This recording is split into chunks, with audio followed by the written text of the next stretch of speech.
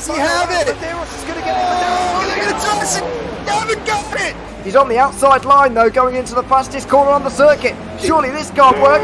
Dominic Ligner has got a sensational run outside line now though for the heavy braking zone. Around the outside goes the Audi R8. Look how much Miller's caught back into play. Exactly, Miller's still such up. He's not on second and change. All of a sudden Miller's back in play. Can Barry do it? Big Barry's going to do it. Big Barry!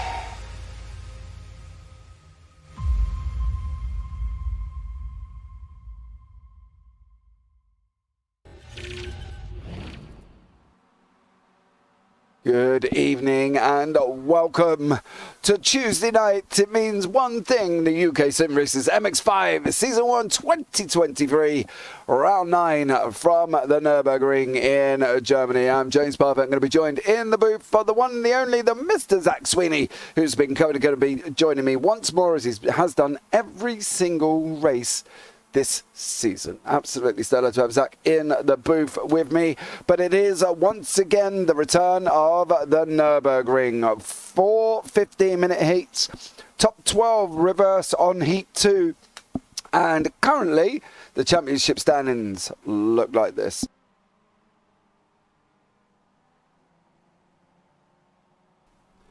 Tom Griffiths is on top on 1008 in the pros with John Sylvester on 1006, Daniel Hunt on 997, Jamie Ayres on 951, Pete Van Gaal on 930, Miles Owens on 853 with Ewan Bramer on 843, Steve Hefford on 828, Ralph Cullinan 625, Carl Jacklett not far behind on 619, then Elise Main on 512, Charles Kellerman 502, Martin Sampson 296, and Darren McLean on 59 points. And in the currently at the moment, Darrell Wright is leading the way on 626 with Arnold Chagnon on 567, Andy Littler 507, Steve Hansford 419, Jordan Syret is there on 409 with Jason Haddington on 392, Alan Toon on 353, Mick Barry 341, and Anthony Jacobson on 121. I want to give a big shout out to Jason Haddington.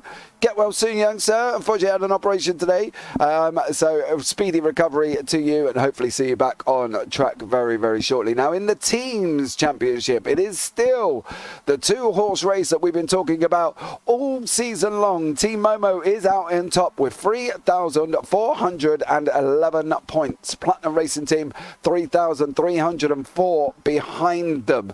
That gives them a 97-point gap to try and enclose up to Momo. Optical Red on 1,505. Results Clothing iRacing Team in 4th on 1,186. Safeguard by Result on 1,119. Got a little bit confused with all the ones there. DOF Reality Sim Racing Studios on 1,082. Work Guard by Result 979. Optical Green 972. And Air Smart Racing on 959. Now you've listened to me talk for the last 5 minutes. Let's bring somebody else in and have a chat with them. And we're going to bring in Zach Sweeney into the booth. Good evening, Zach. How are you, sir? I'm very, very good. And once again, it's a Tuesday evening, and I'm once again looking forward to the evening because it's the MX5s and, well, around a German circuit. I can't remember what it's quite. It's the Nurburgring, I think, something like that. Yeah, it's not the most famous circuit in the world or anything, is it? No, apparently not, my young sir. It hasn't got one of the most iconic layouts, whatever. And when we had the two tracks together, you haven't got 174 corners to go round. Lucky enough for the gentlemen this evening, we do not have 174 corners. They have 16 to muster here this evening. Yeah, it's a little bit more tame, but the GP circuit is still a very, very good layout of the Nürburgring. Thankfully, I did look at the schedule. I was like, Nürburgring, hang on, they don't mean the Nordschleife, do they? And I was very thankful that it was the GP layout because, yeah, the Nordschleife and some MX5s, while it would be very interesting, would be absolutely chaos. And you probably only get about a lap and a half before the 15 minutes actually ran out for the races. So we're to the GP layout, and it is... honestly, some people knock it. Some people are like, it's all right, it's there. I genuinely really like the Nürburgring GP layout. I think that, you know, the downhill braking into turn 1, it's a nice overtaking opportunity. The middle sector, the left, the right, the Dunlop hairpin, Michael Schumacher-esque, that is a really fun sequence of corners to have. And in MX5s as well, it's not really a type of car that you take to this. Obviously, most recently, you've got the likes of GT cars and Formula 1 in 2020 as well, but we never really see this style of racing, and I'm really looking forward to seeing how they get on because I think it's going to be quite well. Yeah, that's the thing. It's one of these. There seems to be a lot of tracks this season where we've been to, and some people are like, I don't like them. Some people are like, I really love them. You know, I'm a bit in between about this layout. I think I'm not looking forward to this weekend. Obviously, you know, within the 24 hour, I did somehow volunteer myself to do a couple of hours driving. I love Nords. I can drive Nords all day, and I could probably do it if I really thought about it with my eyes shut, because I really like the circuit. I've driven it absolutely loads of times and unbelievably like it. But this little bit of add-on, I just don't find, I don't know, I just don't find it enjoyable. I'd rather see these cars whiz around Nords for an 8-minute lap, to be honest. You know, they get 2 laps in, that would be it. But I think it would be amazing having all of these drivers whizzing around Green Hill. I think it would be absolutely incredible. Craig Jones is in YouTube chat saying an awful track. Well, that's because Craig can't really drive anything longer than Monza Junior. So, you know, what can we expect on that one? But going forward, I think with the 17 cars we've got on track tonight, I think, as always, we're going to have epic racing. And once again, you know, we talk about the standings. We've got Griffiths has taken a lead on 1,008 points, with Sylvester only 2 points behind that. And then we've got 9 points behind that to Hunt in the pros. And then in the teams, it's Momo PRT, which is what we've been expecting and happened all season. It's been a brilliant, you know, ongoing battle between Momo and Platinum. They've, you know, been down each other's throats. You know, a couple of times at Le Mans we went from, you know, 2 wide with the Platinums and then 2 wide with the Momos just in behind. A really big team dynamic at play. You know, both teams and their teammates helping each other out, trying to maximise their points all. Also quite a lot of drama as well in the mix in some cases. We've seen, you know, before with PVG and Steve Hefford at Knock Hill, I believe, where they sort of, when they came together, and then all the way back to Sandown where Miles Owens and Ewan Bramer came together and, you know, sort of destroyed the team's points all from that specific race. It has really been back and forth, ebbing and flowing.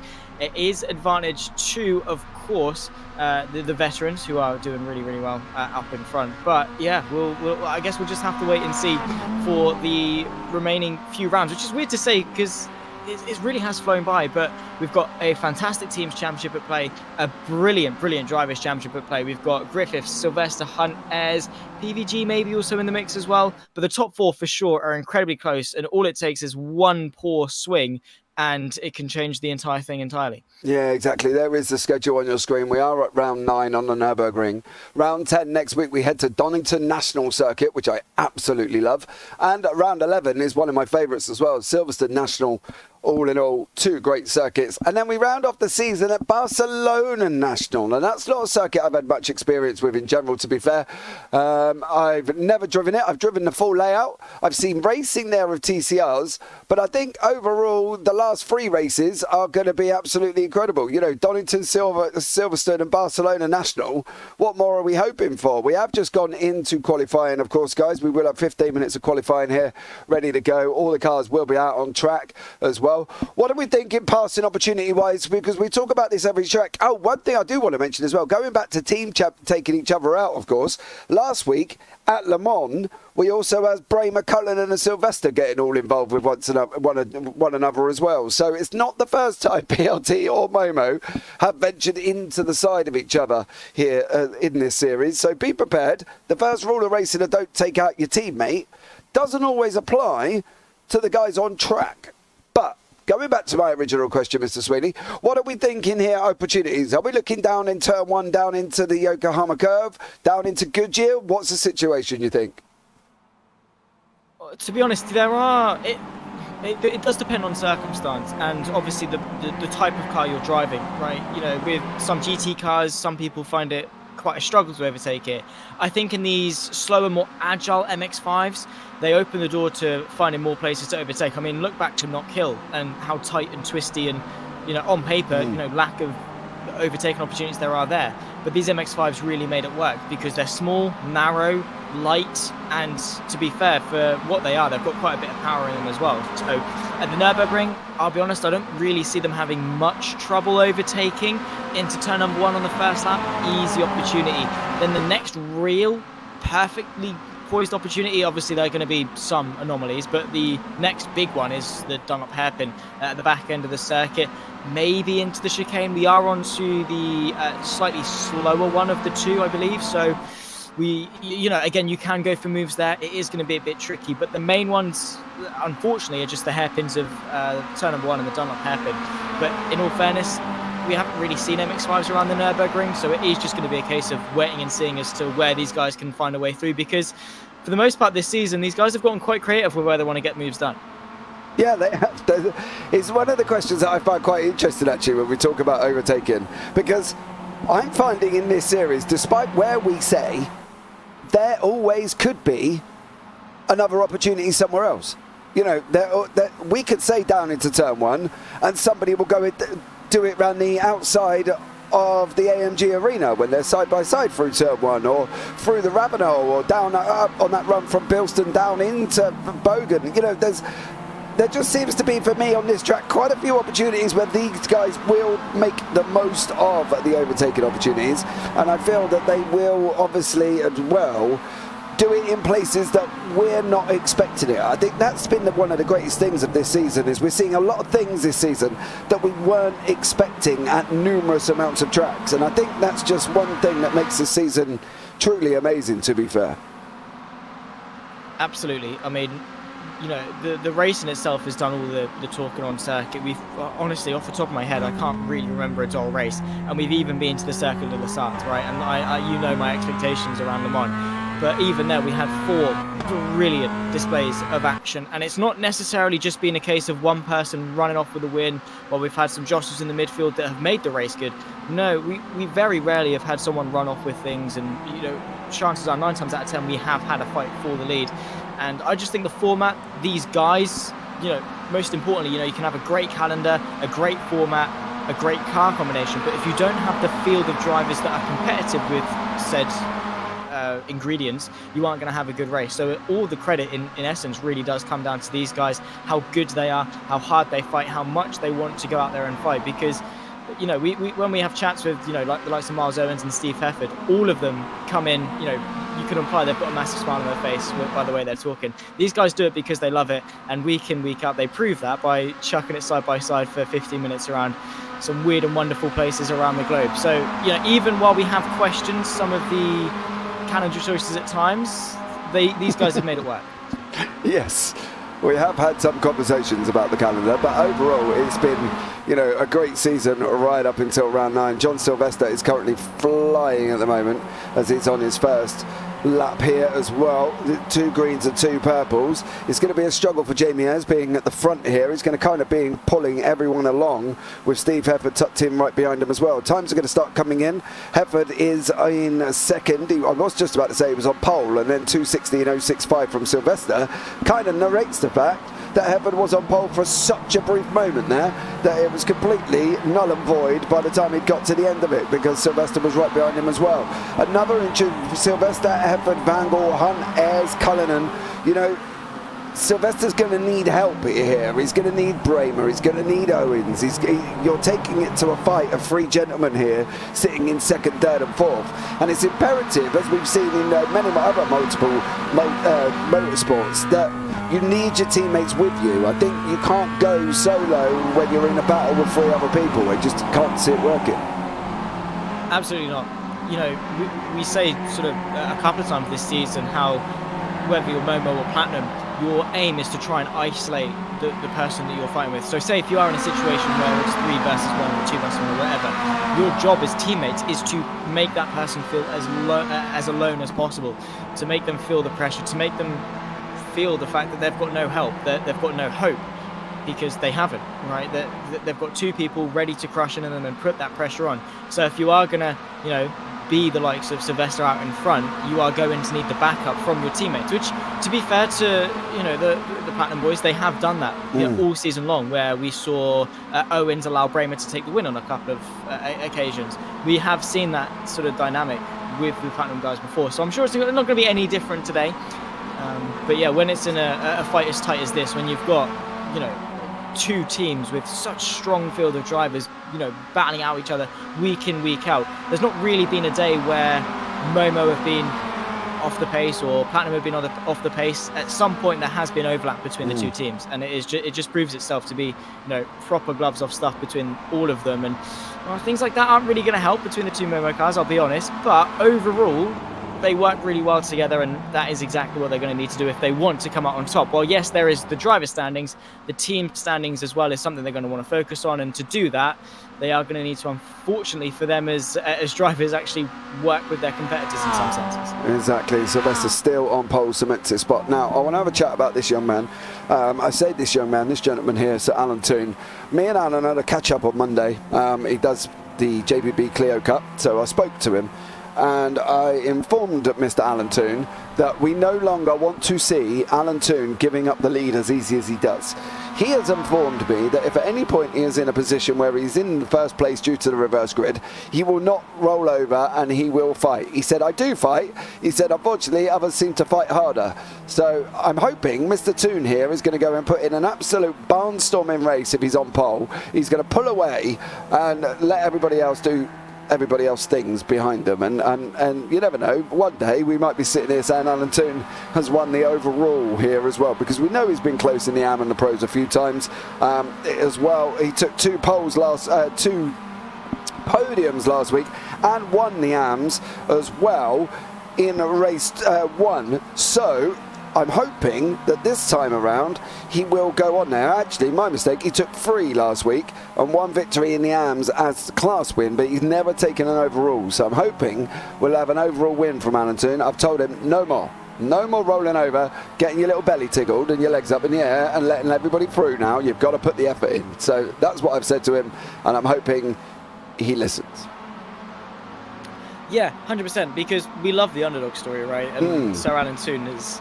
He's been that guy. I mean, last week at Le Mans, I don't want to say he didn't really do anything, but he didn't. He was just there. He was consistent. Yeah. He was sort of on the pace. He was doing his own thing in his own little wondrous world, and boom, he's in a good position. And that's exactly what Sir Alan Toon does, and that's how he was able to pick up some good results.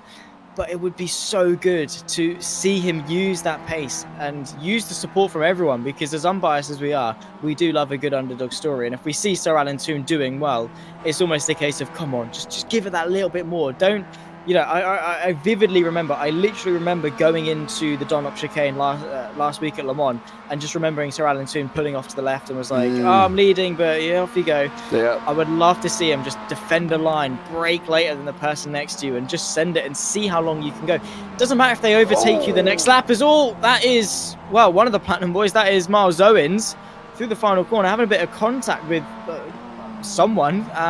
Yeah, that is... I'll be honest, quite a peculiar incident. And does that mean he's out of qualifying, or is he allowed to get a new car? No, I believe that means he's done. Yeah, because they don't allow you to reset, do they? No. So, yeah, so Miles Owens, unfortunately, there. Somebody had a bit of a slide on and left Miles Owens off this side of the track. I will see who's jumped into the pits. Steve Hansford has gone in. So it possibly could have been him, because there was a green car there as well, but we'll have to see who that actually was there as well. But unfortunately for Miles Owens, he is sitting in the pit lane, 4.5 minutes remaining here of quali. John Sylvester still out on pole, PVG second, Steve Evans third, Dan Hunt fourth, Ewan Bramer fifth, Jamie Ayres sixth, Miles Owens seventh, and Elnoy Chagnon leading the AMs at the moment in 8th place. I think this race is going to throw up some, I don't know, I think we can see something different. I think somebody will come out of somewhere that we wasn't expecting. Maybe an AM will take the overall, Chagnon or Darryl Wright or somebody like that is going to jump in and say, right, I'm going to go forward and take the AM victory here tonight. That's what I reckon. And they might take the overall as well. That would be quite cool. But I think it's going to be up in arms here at this circuit. As I say, some people love it, some people don't. Some people drive it, some people hate it. It is such a up and down circuit, but overall it's one that we both enjoy, so it's not too bad here as well. But thank you guys for joining us here in YouTube chat. Don't forget, if you're not already subscribed, turn on the bells, give the video a big old thumbs up. That would be absolutely amazing. John Sylvester on pole, 2:15, first man in the 2:15. 8's here, Zach. He's looking like he could be a man who's going to be a tough one to catch here this evening. Oh, 100%. John Sylvester, he had quite a quiet start to the season. I remember us being like, he's found himself in the championship lead when we got to Belle Isle.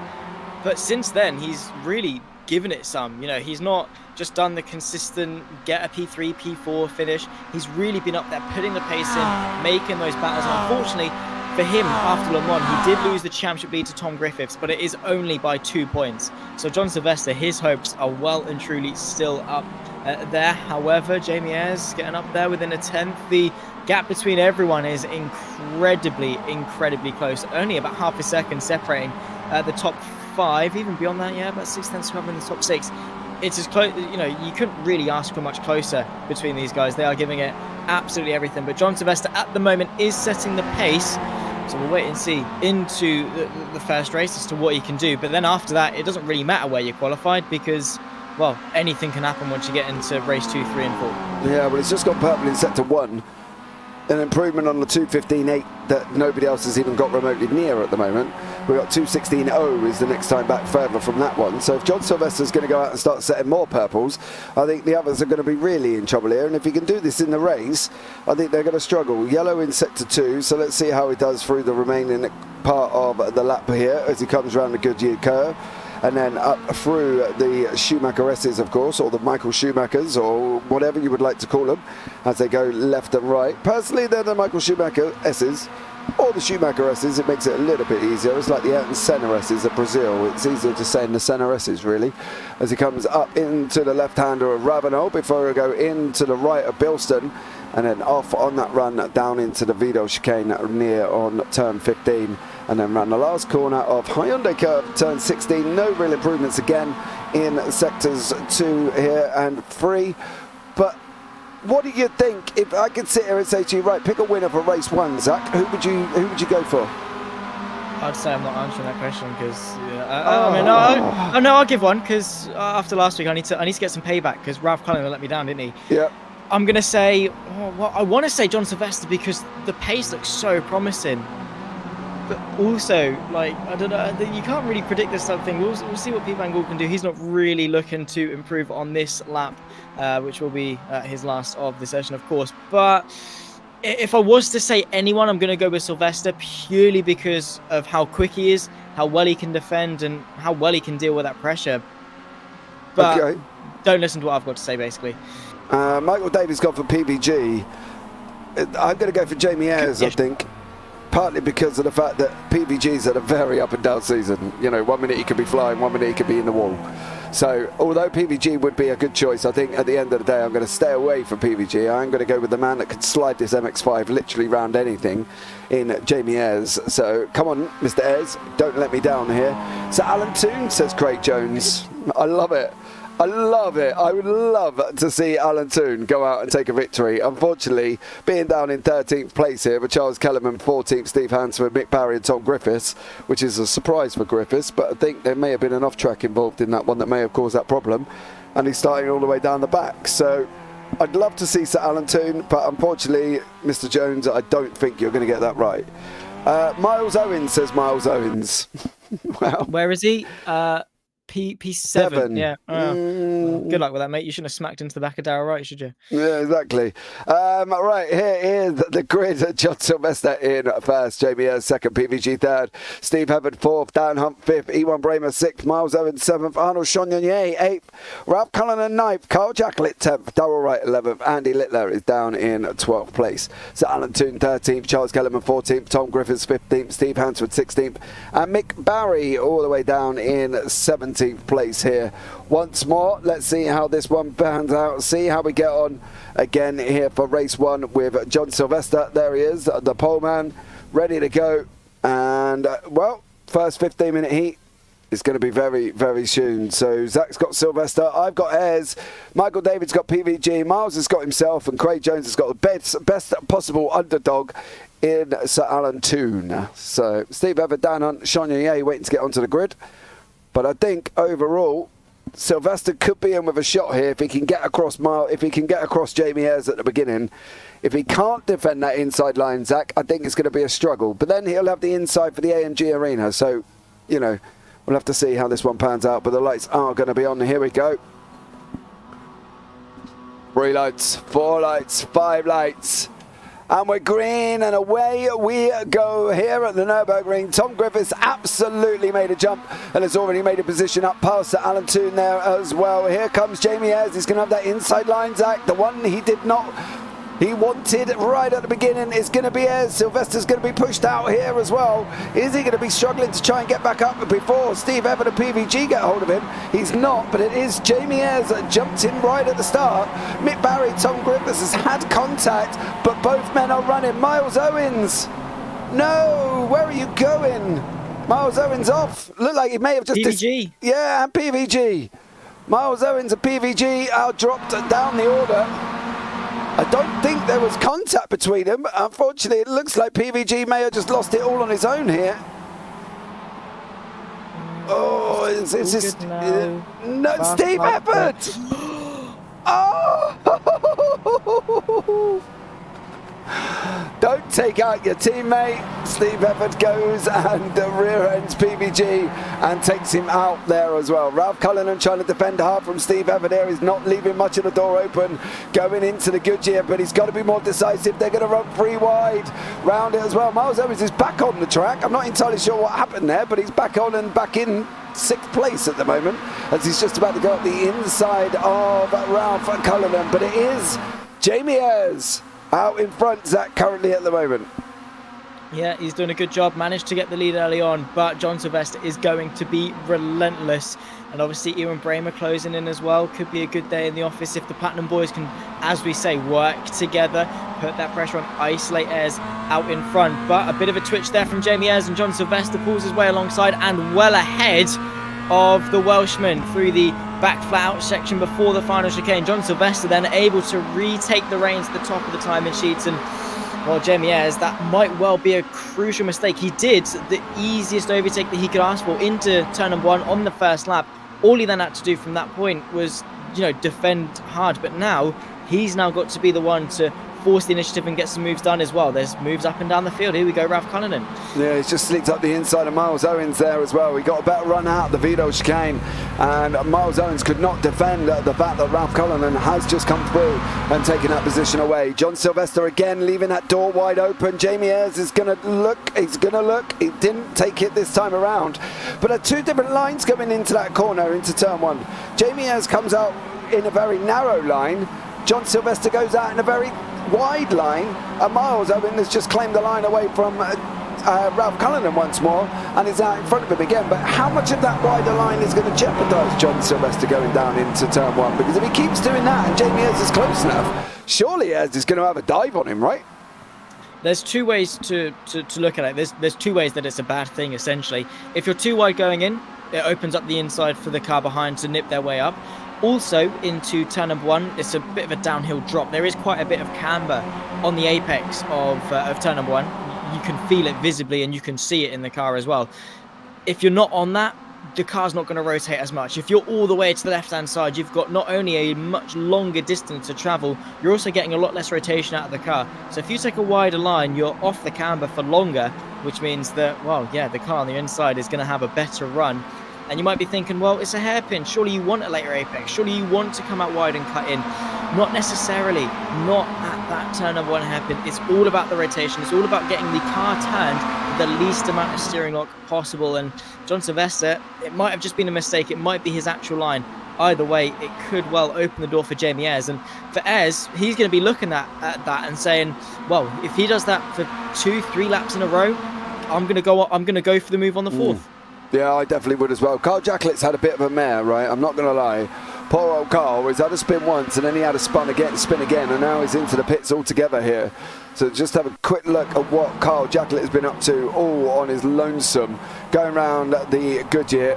Too many beans there for Carl Jacklit, and unfortunately drops him down further here as well. Back up front is still Sylvester, it's still Ayres as they come around the final corner. Now this is the one we're talking about. We can have a look on board with Jamie Ayres as he's coming down now behind John Sylvester. We'll watch this all the way down into turn 1. You'll see the line that we're talking about from Sylvester. If he keeps leaving this wide line wide open, Ayres is going to surely keep nipping down, try and nip down. Ayres takes a very narrow line. You can see half his car is already to the right of Sylvester before they enter in. Sylvester gets a better run out, but if Ayres is close, just for that minute little bit of a second, he's going to have him away there and have that gap away. Andy Littler is trying to get past Charles Kellerman currently at the moment. Littler's taking a wide line, looking for a better run out of turn 1 up into the AMG. Nothing doing there for Littler currently at the moment. Tom Griffiths is fighting away with Arnold Chagnon. Chagnon not too far back. Different classes, of course, Am and Pros. And Sylvester once more still trying to defend from Jamie Ayres. Ewan Bramer's in the mix now, and Dan Hunt. So these two fighting, Zach, have brought the other two in behind them. Easily done. Doesn't really take much to lose the momentum and lose a ton of time. So we have very much got a 4-car fight for the lead here at the Nurburgring. We're approaching halfway through. Big talking point though is Tom Griffiths is nowhere to be seen in said top 4 fight. There he is all the way back there. He's trying to make a move on Ralph Cullinan, and well, they very, very slowly edge their way towards the hairpin at the back end of this battle section. Inside line for Tom Griffiths, the championship leader, let's not forget, gets himself up into 7th place, and well, it's a long road if he wants to even remotely limit the damage that John Sylvester currently is getting over him. This is exactly the response that Sylvester needed coming out of Le Mans. Yeah, he definitely did. He's got to be taking that lead. He needs to get that place back in the championship there as well. And he is currently doing a stellar job here with 8 minutes remaining. He has got help a little bit. Ewan Bramer is behind him. If he keeps backing into Bramer, it will give him that little bit more help. Well, he desperately needs at the moment. He could do with Jamie Ayres being put under pressure as they're running down now into the Vito. Ayres is going to look at the inside. Sylvester's lost the inside line. Ayres is going to have it down into the inside of the Vito there. And it is, Ayres is going to go through, and now it's all about this run out. Can Sylvester change this scenario? Because Jamie Ayres is just making the most of an opportunity he was just given. Absolutely, it was a great opportunity from Ayres, and it gets him out of the Jamie Ayres sandwich with some Platinum Racing bread on the outside of him, because now he can sort of just defend from the 2 cars rather than having to attack and defend at the same time. So Ayres has given himself not only the lead of the race, but also maybe a slightly easier run in towards the downhill braking zone of turn number 1. There's a move maybe from Ewan Bramer. He was quite dangerously late on the brakes, and that's what we're talking about there. Exactly what Daniel Hunt just did. Now looking to the outside of turn number 2. That is what we were scared Ayres was going to do on Sylvester. It didn't quite work out for Hunt on this occasion, but that's what can happen if you take too wide a line. Yeah, definitely there as well. Daniel Hunt had a great opportunity to start moving through. Jamie Ayres here is now moving out of turn 4 and on the run down into turn 6. Believe it or not, they count this as a turn there.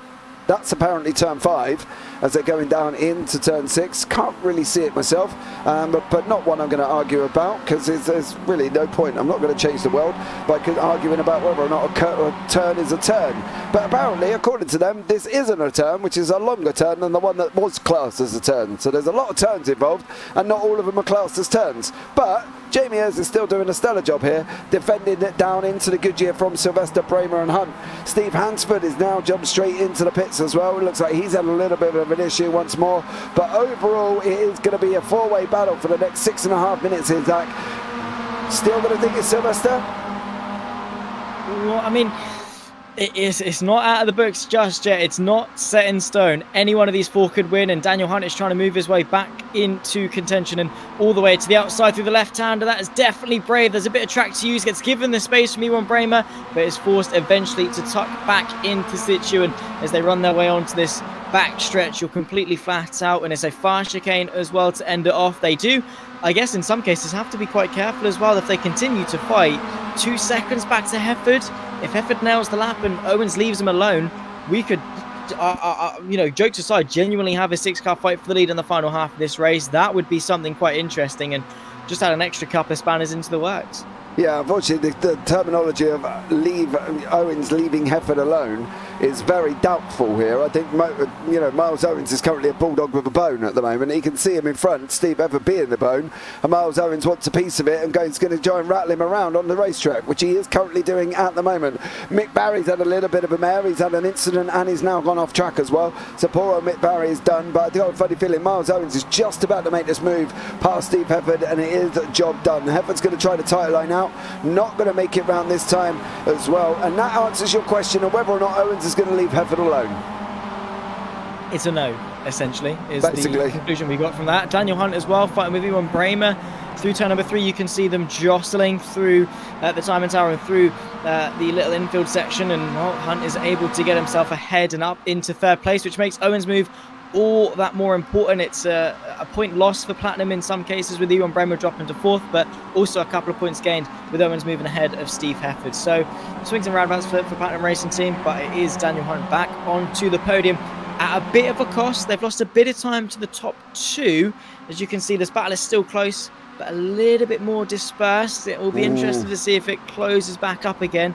All it really takes, though, is one small mistake, as here we go, Van Gogh, the return of Arnaud Chagnier. I have to say, we've missed him. Yeah, he hasn't been at the front of the field. He's made his way through the field, you know, ever so stealthily as Pete Van Gogh. He's moved back up into 9th place overall, 9th in class as well. So it's an all front nine part of the championship at the moment, with all pros being in the first 9 positions. But it is all about what's going on here with Ewan Bremer as close as he can be now to Daniel Hunt. They're going to come up to the right-hander of the Bilston curve, and then he's got to get on the gas. But also what's happening here with Steve Hefford and Miles Owens, they're also still continuing. Jamie Ayres and Sylvester is continuing. It's 3 pockets of battles here with Ayres, Sylvester, Hunt and Bremer, Owens and Hefford, and none of them, I don't think, are going to be reluctantly ending. And I've got a funny feeling Bremer and Hunt is going to make it side by side. Hunt opens up the steering, Bremer's up onto the curb, almost two tyres there as well, Zach, and boy oh boy, this is getting close with 3.5 minutes remaining. I have to say, that was one of the moves of the season from Daniel Hunt. That was sensational. Through that chicane, the faster layout of the 2, you can barely go there, you know, single file. It's difficult to go single file, let alone go 2 wide. So Daniel Hunt on the outside was absolutely brilliant, but his hard work might be unraveled, because here comes Ewan Bremer to the inside. Outside line shifts the way of Daniel Hunt, who brings that MX5 back through onto the racing line as much as he possibly can through the long sweeping turn number 2. He is able to hang on to it for now, but this is what we love to see. It's hard but respectful racing, as you can see Bremer giving it absolutely everything with his left foot. Yeah, it's got this one and one more. This is your penultimate lap before we go on to the final. This is it now. It's Bremer, it's Hunt, it's Sylvester, it's Ayres. Who is going to take this as they come around now, turn 6 and through turn 7, and then on that run down into the Goodyear, which is technically turn 8 as well. Sylvester, that's not going to do you any favours on the final lap of the race here. You don't want to be trying to do that. You want to be as close as physically possible. These people with the, Michael David with PVG as the victor, not going to happen, unfortunately, there as well, and neither is Sir Alan Toon. He's a long way down in 14th place at the moment. However, sir, it is the battle of the comms once more, as Jamie Ayres is in front of Sylvester. Right, so Sylvester, you've got to be my new favourite now. Ralph kind of let me down. Give it some beans and get your way back past Jamie Ayres, because, well, it's going to help in his championship and it's going to help to add an extra win onto his tally. But not long left to go at all. These guys shared the front row, and they quite possibly will share the top 2 steps in this race as well. It has been a titanic battle between the pair of them. It's one that hopefully will continue throughout the rest of the evening, but race 1 is about to draw to a conclusion with one more lap left to go. John Sylvester closing the slipstream, as well as a jostle 2 wide in the background. No movement from Sylvester, but some movements here. Hunt this time on the inside. Yeah, is Bremer, he is. I was just about to say, is Bremer going to run him in, and he is. That fast chicane there, really not slowing Ewan Bremer down. He's got the inside round the final corner here, and it is still Bremer out in front of Hunt. It is Owen still in front of Bremer. Bremer's weaving there as well, unfortunately. He's only made it one move. Is he going to make another one as he starts heading across the other side of the track to try and match up here with Sylvester? Going to run him. This is the line Sylvester takes. He's going to take that wide line. He's going to try and get the speed on the exit. No, he's not going to do it that way. He's not going to do it that way. Hunt has dived on the inside of Ewan Bremer. Bremer's sent him again now. These guys side by side going around the AMG. It's Bremer on the left, Hunt on the right. We have got Bremer to our left-hand side. There he is there. Absolutely no. Ewan Bremer loses it. Drops down below Steve Hefford now. Oh, one mistake, Zach. So close, and that was it. You could see it coming as well. We were riding on board, obviously, with Hunt, and you could see the rear end, the slip angle just slowly getting out of bounds for Ewan Bramer, and fortunately for Hunt, there was enough space just for him to nip to the inside as all of them take nearly to the gravel off the exit of that right-hander. But unfortunate mistake from Ewan Bramer. All it was too much speed and getting off the brakes a bit too quickly, I think, for Bramer, that unfortunately sent his car into a little bit of a slide. Daniel Hunt's not going to be complaining at all, but a 4-car fight for the podium, yes please. Half a lap left to go. Is there going to be any changes between the top two? Probably not. This is the battle that we are looking at, and Miles Owens, I have to give it to him. Despite the fact it was a fairly poor qualifying, he's looking for a podium now, side by side with Daniel Hunt. Yeah, Owens there as well, and now we've got the front leaders coming round. Hunt's going to be jumping up in there. Owens is going to try and come in as well. Here comes Steve Hefford. He's going to make moves late on. He's just cleared Miles Owens there. Miles Owens who's going to be battling once more, but it is your two leaders, Ayres and Sylvester, as they come on that run down into the Vido chicane here, and it looks like Ayres is going to take this, but I don't think this battle's done. I think Steve Hefford's going to make the move over Jamie Ayres. Is Miles Owens going to try and take it free wide? It's going to be a sandwich. Owens got to go. You got to go. Oh, Owens up on the wheels. Hefford's round. Hefford's round. Here comes Jamie Ayres. Ayres is going to take the victory in the pros. Sylvester's going to finish behind him. Daniel Hunt, Ewan Bramer, Miles Owens, Tom Griffiths there, and then Pete Van Gaal battles his way up into 7th place as they come across the line. Oh, Griffiths did clear PVG, and Griffiths is in 6th, to be fair. Not a bad recovery at all. Sean Yonye is going to be the leader of the AMS. Wow, as endings go, that was pretty epic, and this is why it was pretty epic here. Owens on the right, he mounts the curb. Oh, he just bounces in to Steve Hefford, and Steve Hefford goes round, unfortunately. Tough race in there, Zach, from all of them, as Mick Barry's going to come across the line here as well. Mick had a bit of a bad evening, not going to lie, from Mick. Did not enjoy race 1 whatsoever with his his AM fight there. So it's going to be tough for Barry. Of course, top 12 reverse does put Charles Kellerman on pole.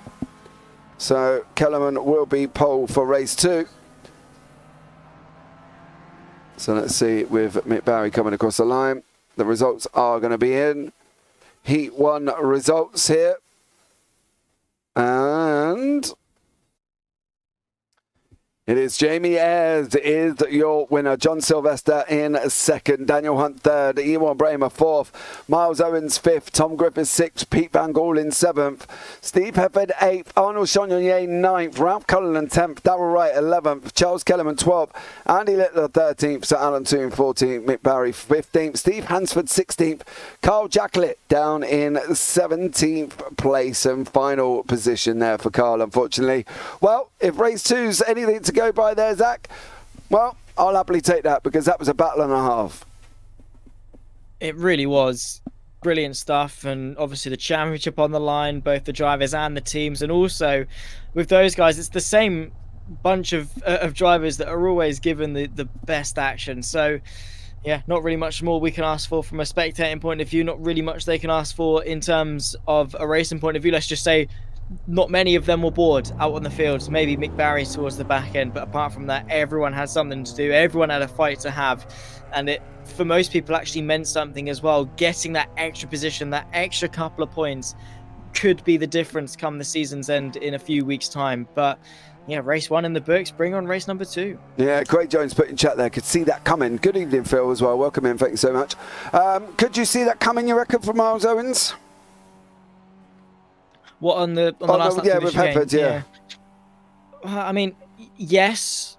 I mean, the experience that we had before that, with people going side by side through said chicane, with with Daniel Hunt and Ewan Bramer, they gave each other the room, they gave each other the respect, and it worked. But with as you saw them go through the corner with Owens on the right hand side, he did go in a bit deep, and as soon as he sort of went his left hand side 2 wheels over the white line, you sort of then sort of pictured it as the sense that he is traveling mightily quick. Them tires are already screaming for help. Then the other change of direction to make the next part tighter, at that stage, 100% you could see what was about to happen. And it is just a shame that Hefford got the bad end of it. But not really much that either driver could have done. It was just a case of Owens taking too much speed in, then making the second part tighter, not being able to slow down. His car then getting out of shape, sliding as he came through. And unfortunately, Steve Hefford was just in the wrong place at the wrong time. It is always tricky to go side by side through that final chicane. It's just we got familiar with it with Daniel Hunt and Ewan Bramer doing it a couple of times with no issue. So we were sort of led into a false sense of security that anyone could do it. That's not quite the case with, obviously they proved that. But either way, a great result from both Steve Hefford and from Miles Owens. It's just when the tensions are that high, anything can happen. Yeah, definitely. I would like to also point out that puts me 1 up for the evening, Zach Sweeney, sir. It does. Right, yeah. so let's get on it then. Race 2. Ayres is going to be down in 12th. So, where's your pick going to be now? I'm going to go with Tom Griffiths. It's not a bad shot, that. Up 9 places in race 1. Made up for poor qualifying, has the championship lead to preserve. He's determined and he's quick, so he's going to be a little bit further up than Sylvester and Ayres. It's his race basically. He's just got to make the most out of it. PVG as well, maybe. Okay, pick one. You can't have two. I'm gonna go with Griffiths. I'm giving you ideas, James. All right? You don't need to give me ideas. I'm going to pick Steve Hefford. Ooh. Purely because of where he was in race 2, where he was in race 1, is going to put him, if I'm not mistaken, I think on the first or second row there. So he's going to be up the fast end, and we know he's quick if he can get away from people. Don't forget there's going to be 11 cars between him and others. So I'm going to go with Steve Hefford in race 2. But let us know what you think is going to happen in race 2 here as well. We will bring you up the grid in about 30 seconds time. There's no point bringing you up a grid right about now, because it will show me the results of the warm-up that they're currently in at the moment, and that is not very effective and not much point. So I've got to wait for the session to change over before I can bring you up the grid. But let me know who you're going with. I'm going with Craig Jones, says Craig Jones, who's not even in the session. Jesus. What more can we ask for? He's not going to lose. No. Well, I suppose he's not going to lose. Is that a win? Well, technically it could be, but he's not even here. So I don't know. But let us know. Michael David, if you're still here, let us know who you think. Your choice from race 1 kind of, come a cropper due to his own teammate. The one thing that we said about Zach, and those guys did it. But there we go. Right, here is the grid. So I'll show you the grid and then you can get your pick in. Charles Kellerman is going to be on pole with Darrell Wright second, Ralph Cullen third, Arnold Chagnon fourth, Steve Hefford fifth, Pete Van Gaal sixth, Tom Griffiths seventh, Miles Owens eighth, Ewan Bramer ninth, Dan Hunt 10th, John Sylvester 11th, and Jamie Ayres will be down in 12th place. Andy Littler, Sir Alan 2, Mick Barry, Steve Hansford, and Carl Jacklett after his very, very poor race 1 there as well, right the way down in 17th. Charles Kellerman on pole. Zach, you're going to stay with your choice, yes? You can't switch now anyway because that's locked in. It's like the, X factor. Once you press your X, that's it. You're in it, that's it. Don't argue with a double champion. Oh, I'm going to do my head in with that. Basically, Craig Jones took the AM win in the Clio Cup Championship. He took the AM Championship. And then, just for good measure, his team won the team championships as well. And he ain't let this go all day. Lights are off. We're going to be gone. Charles Kellerman is going. Everybody else is going to follow him. Tom Griffiths has looked for an absolutely barnstormer. Takes that inside line straight away here. Steve Hefford is going to try and come across as well. Go down into turn 1. But it is still Charles Kellerman out in front at the moment. Hefford's going to run round the outside. He's going to make one move already. I've got a funny feeling Steve Hefford's going to pass Chagnon. He did. He's then going to go up the inside of Darrell Wright. If Darrell Wright leaves that door wide open, currently at the moment, Steve Hefford's going to have him in the second part of the AMG here. There he goes. That's Hefford through again. That's another place. There goes Ralph Cullen. He's disposing of them just as quick as I dispose of my rubbish. Straight in the bin. They are through. Steve Hefford is absolutely flying. Currently in third place at the moment. Andy Littler and Tom Griffiths has had an incident, and Griffiths is back down in 14th. Zach Sweeney, it's not going well for you. Nothing. absolutely nothing. Zach has got issues with his internet here as well, but it is Charles Cullen out in front, Ralph Cullen and Steve Hefford. I was lucky to make it tonight. I had lightning and thunder and all sorts around me this evening. Lucky enough, I had my regular weatherman Craig Jones here telling me where the storm was going, and he informed me that it has gone out and past me, and I am safe to be on here without lightning hitting my house currently at the moment. But it is Charles Cullen and Ralph Cullen and Steve Hefford as they are at the moment. It's 1-0 to me as in the Commentators' Championship this evening. And unfortunately for Zach Sweeney, Tom Griffiths is all the way down here in 13th place after having an incident here, what looks like completely on his own there, but the leader's out in front at the moment. Charles Kellerman and also Ralph Cullinan with Steve Hefford tucked up right behind him. Hefford's just about to make the inside move on Ralph Cullinan there. That is Hefford through. Hefford is now in second. There is a very, very, very bad PVG in the middle of them. Hefford, PVG and Ralph Cullinan. Pete keeps blinking, so nobody really is quite entirely sure where he is currently at the moment. But Miles Owens is going to try and have a go. PVG is in there somewhere. There's sparks are flying, so PVG is coming in and out, but he's doing it quicker than a postman shoving a letter through your door and taking it back out again. So PVG, unfortunately, is having really bad internet issues here, and he is on track, and he is in there somewhere. Nobody can see him currently, so if anybody can hear me from Momo, you might want to let Pete know his internet is gone. He's in and out, in and out, in and out. And once more, Hefford is going to have a go at Charles Kellerman here, down into turn one, as he's going to make the inside line. So let's see how it ends up here with Charles Kellerman. He's under attack from Steve Hefford. Round the AMG they go once more. And they go in again. Hefford and Kellerman tucked up right behind him. Sylvester's trying to make the move on the inside of Cullen and around the AMG as he goes out of turn 4 through turn 5 and running down into turn 6 and 7 here. Let's see how this one pans out. Is Kellerman going to get the inside of on to Steve Hefford? He has. Hefford's got the inside line. Is he going to be able to do it on the next one, or is Kellerman not going to give up? He's not going to give up. There was a wide line by Ralph Cullinan there as well as he ran out of turn 6 and on the way down now as well. There's been an incident in the middle. Cullinan's off. Cullinan is into the gravel, unfortunately for Ralph Cullinan, and that's not going to make his evening any easier as he goes off track at the moment. Miles Owens has just passed Charles Kellerman as well. So it is Hefford, Kellerman, Hefford, Owens, Kellerman and Bramer. Will Sylvester up there. Jamie Ayres there as well. Daniel Hunt further back in 7th. Shan Yong-Ye in 8th. PVG is somewhere gone, disappeared. Not entirely sure. I think he's called it a day maybe here as well. So let's hope Zach Sweeney does recover his internet issues. And we'll be back in the booth with me very, very shortly. Looks like there's been an issue, but he's on his way back is Zach. So Steve Hefford, Miles Owens, Charles Kellerman, Ewan Bramer, John Sylvester, Jamie Ayres and Dan Hunt. All battling away here nicely for 1st, 2nd, 3rd, 4th, 5th and 6th place respectively. And Kellerman is under attack. Hefford's under attack. Oh, Owens gets a big squirrel on his Charles Kellerman. Going to make the most of that as well. He's going to try and go up the inside. Is E1 Bramer? They're going to be 3 wide round the final corner. Are they all going to hold it? They are. Excellent driving from all 3 of them there. Incredible that they held on to that. I'm not going to lie, because that was not easy going 3 wide into a corner. As they're running down now, you've got the PRT on the right, PRT on the left, optical green in the middle, down into turn 1 they go. It's going to be a 3 wide squeeze. Kellerman does manage to hold on, but only just. Here from Miles Owens is currently in 2nd with Jamie Ayres in 3rd, trying to sneak on through. Dan Hunt and Ewan Bramer getting involved once more as well, and I believe Zach is still with me back in the booth. Zach, how are you?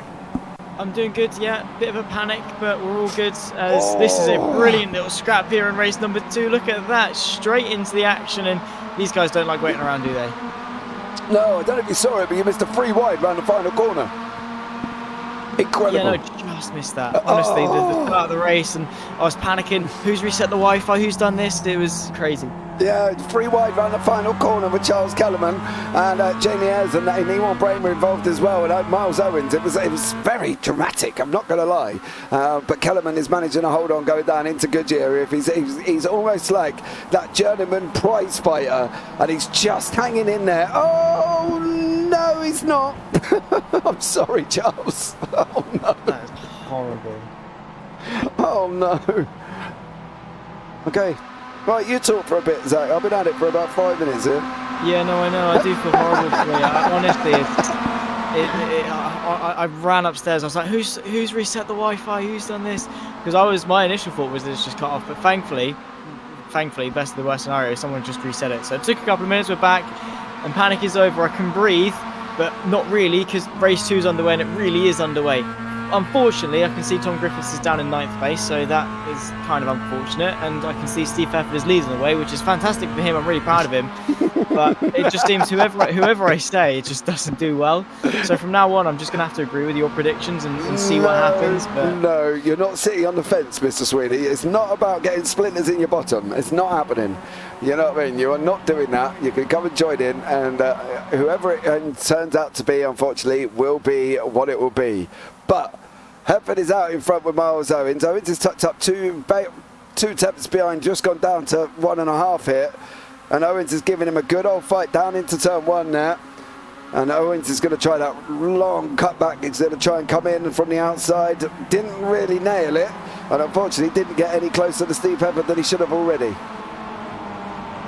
yeah, not quite able to close the gap, unfortunately. But the gap is already closed. He's doing he's just sat there. He's doing the easy work, waiting for a prime opportunity to pounce, and whether that's now in a lap's time, in 2 laps time, whatever it is, Owens is going to be one driver who is going to want to capitalise on it, particularly seeing as it is a Momo car in front of him and with the Momo car just behind him as well. It is a little bit sketchy territory for Owens. He doesn't really fancy getting sandwiched between them, but we've got the possibility of a 5-car fight here, and once again it's familiar names: Hefford, Owens, Ayres, Hunt, Sylvester, all fighting for the top spot.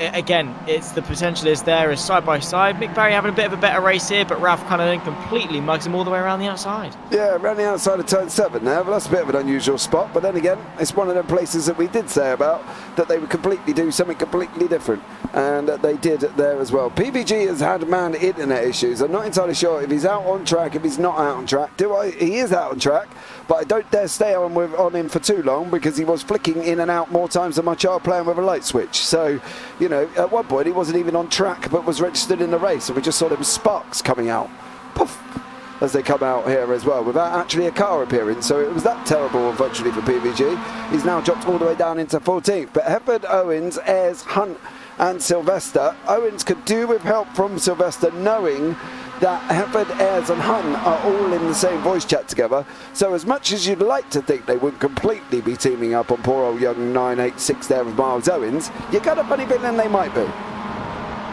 100%, you know, it's what they've got to do. They've sandwiched him in the middle, and now the hard work comes there. Maybe it's more a defensive send from Ayres than anything, not trying to let Hunt go around the outside of him, but it still maybe put a bit of pressure on Owens. Now we've got the 5 cars, you know, bumper to bumper, nose to tail, all the way back to John Sylvester, who is a little bit far off, but the top 4 certainly incredibly close.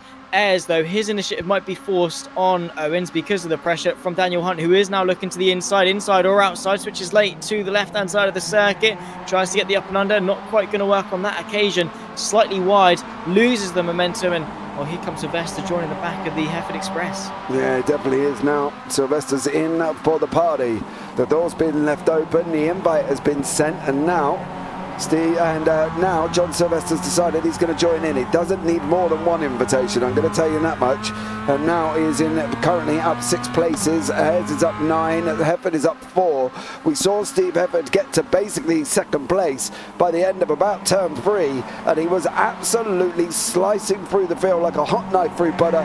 Didn't take him long to dispatch the guys at the front end as well, and it was job done for him. Done and dusted. He's out in front now. He's now just got to defend like crazy in this front 5 battle. There is another battle behind with Sean Yonye, Ralph Cullinan, Mick Barry and Tom Griffiths coming through the field, who unfortunately looked like he possibly had a solo incident.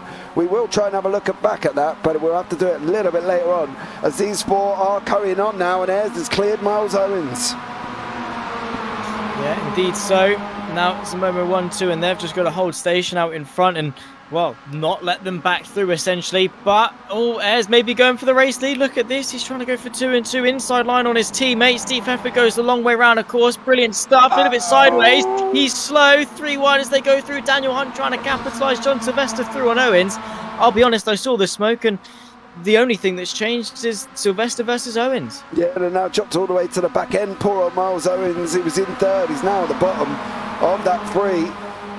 Can Steve hold it from Jamie Ayres? 3.5 minutes remaining. They're going to have one more here this evening as we go through the final chicane, through Vidal, and then into the Hyundai curve.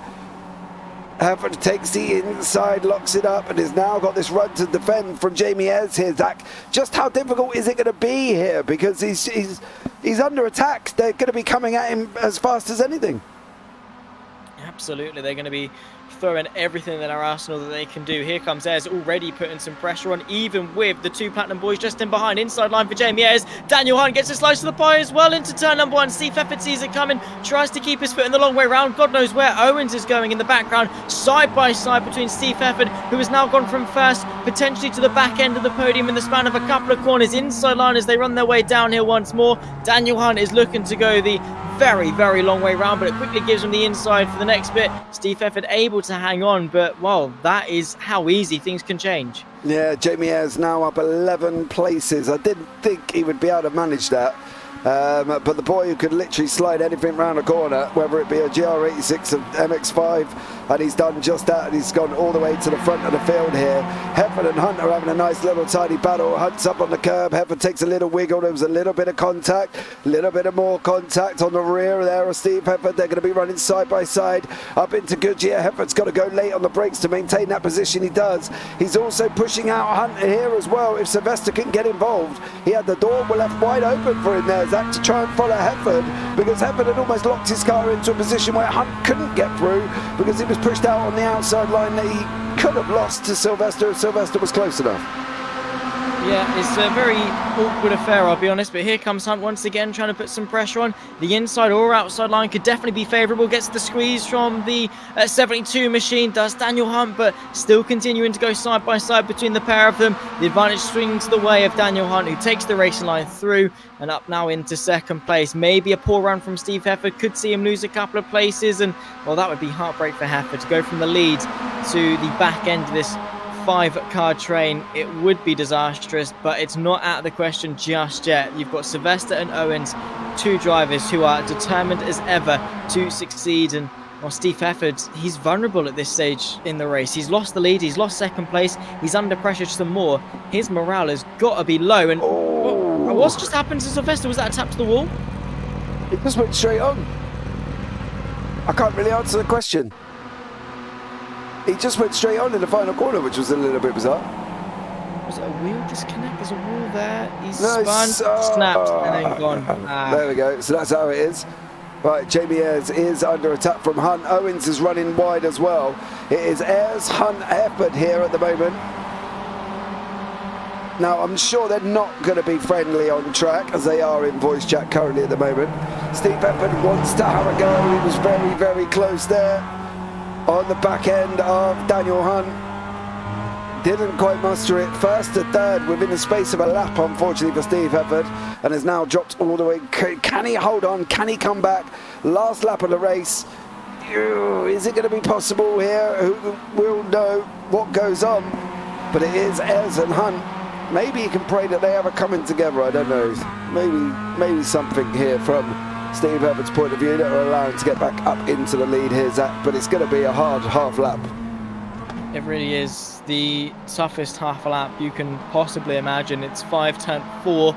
Jamie Ayres has got a bit of pressure on his shoulders. Daniel Hunt giving a bit more of a fight than Sylvester did in race number 1. Up the hill and towards the Schumacher S. It's the long way around for Daniel Hunt, but it's a very fast corner. Not quite got the overlap going through, so Ayres is able to hang on. But the more they fight, the more they slow each other down, the more chance Steve Efford has into the final third of the lap. Hunt, inside line for him, late on the brakes. Is he going to take the lead in the final moments? There goes Ayres the long way round. Stays in front, but a bit of a tangle. He's sideways. Hunt's nearly off, but he's now side by side with Efford, who's made his way back up in a second. the final straight of the race, and it still could go the way of Steve Hefford. Oh, here we go now. This is it. It's going to be exciting. I thought that was it. I've got to be honest. I thought Hunt and Ayres had gone and Hefford was going to sneak through, but is he going to take the inside line? Daniel Hunt's going to send it up there as well. Daniel Hunt's on our left currently at the moment. Ayres is going to make it through. I think it is going to be Jamie Ayres all the way through. Done and dusted here. Steve Hefford, is he going to hold on? Hunt's coming down at him now. Can they get him down into the line? I think Jamie Ayres is going to take it. Steve Hefford's going to hold on there. Dan Hunt and Miles Owens comes in behind him, but oh, I thought it was going to be over. I thought it was going to be over. It looks like Chagnayer is going to come across the line and take the AM victory here as well. And he has done. So Arnold Chagnayer, another victory for him in the AMs, doing his points haul a world of good currently at the moment. Darryl Wright staying with him.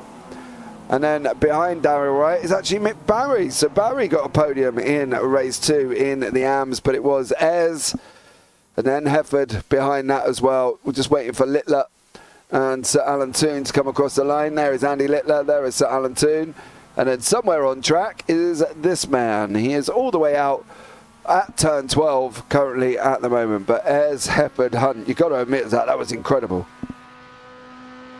Absolutely flirting right on the edge of disaster as well in that final moment. I mean, I thought for a moment that it was going to be then at the end of both of their races, and Hefford was in fact going to find a way through, but it was still the podium for Hunt in the end. He just got onto the grass but was able to hang on to it. Ayres obviously managed to correct it. That could have gone either way, you know, a battle of two extremes, and thankfully we got the better end of it. PVG rounds off the last of the finishes in P14. Not the best of race for him, let's be honest, but my oh my, we knew that was going to be a tough half a lap, but I didn't quite think it was going to be that tough. But well, we expected greatness from race number 2 and we got brilliance. Yeah, we definitely did. Jamie Ayres is out in front. He took the win there with Steve Hefford.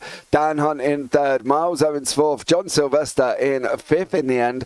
Tom Griffiths worked his way up to 7th place, which was incredible considering how far back he was. Ralph Cullinan there in 6th. Arnold Chagnayer takes the AM victory. Ewan Bramer in 9th, Darryl Wright 10th, Mick Barry 11th, Andy Littler 12th, Sir Alan Toon 13th, Pete Van Gaal 14th, Charles Kellerman 15th, and Steve Hansford and Kyle Jacklett did not take the start there, which was a bit of a shame. Great racing, guys. Would love to get back to the MX5. Well, the link is down in the description below where you can join the Discord, Chris, and get yourself involved in it as well if you want to come along. I'm sure there's spaces available. I'm sure you would be open up into coming on, but have a look on the website and then you can look at the Discord there as well. Right, as per normal, guys, we are jumping onto a BRB screen because me and Zach are going to go and grab a drink quickly while we change sessions into race 2. So as always, guys, we'll see you after this short break.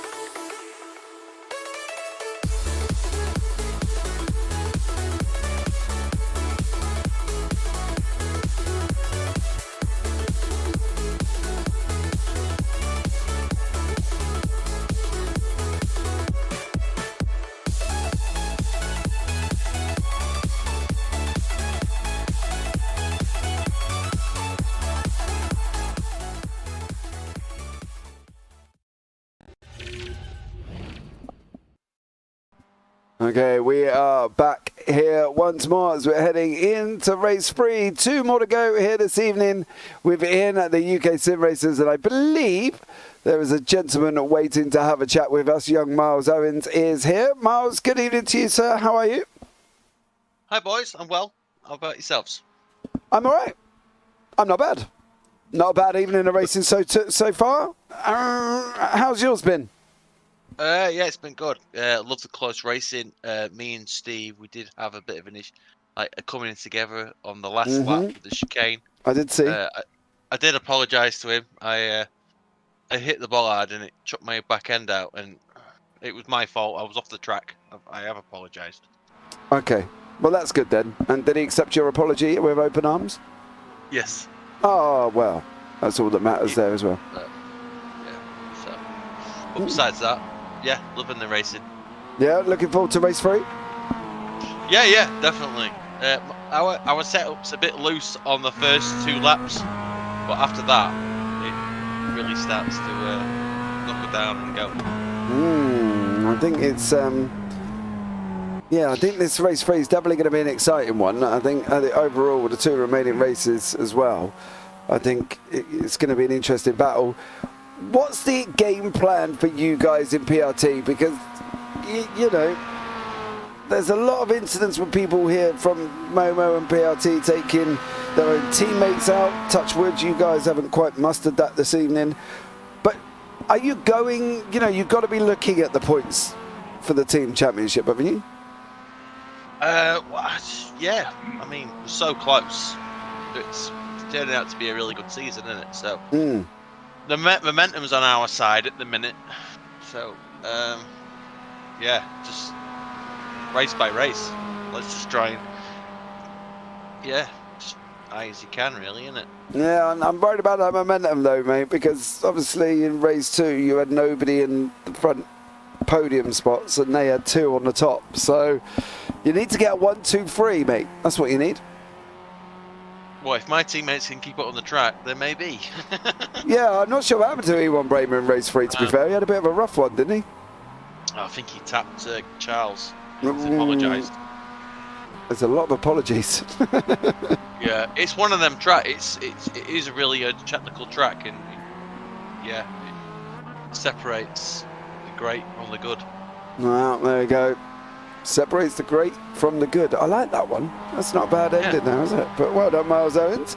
Look forward to seeing what you can do in race 3, sir. Thank you very much. Enjoy, mate. See you in a bit. Bye. There we go. Put Miles Owens back in. Geez, some of these guys race every night. They do, definitely. Yep. PVG, internet went down for a moment in race 2. And then Zach has come in and said, maybe James' comments all the way back in Austria aren't looking too far off, Pete.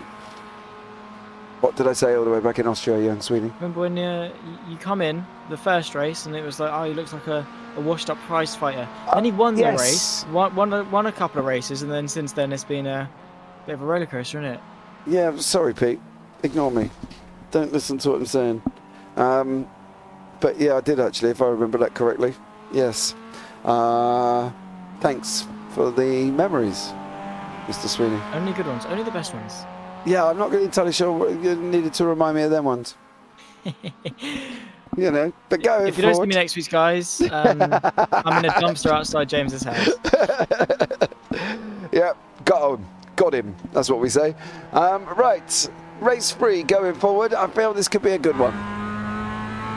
Oh, absolutely. I mean, off the back of race 1 and 2, like, there's nothing else that you'd expect, really. I mean, again, it's just another week of MX5 racing where it's just up and up and up from race 1, where we see a fantastic display and then somehow an even better one, then an even better one, and then it's a battle of two extremes in race number 4. Either it goes wild in the best sense or wild in the worst sense. So we'll find out as to which of the two it is, but race 3 always promises something amazing, and all of the guys out there seem determined as ever to try and succeed. So yeah, with everyone, obviously with Miles Owens running around doing some apologies, no hard feelings out there. It's just pedal to the metal and off you go.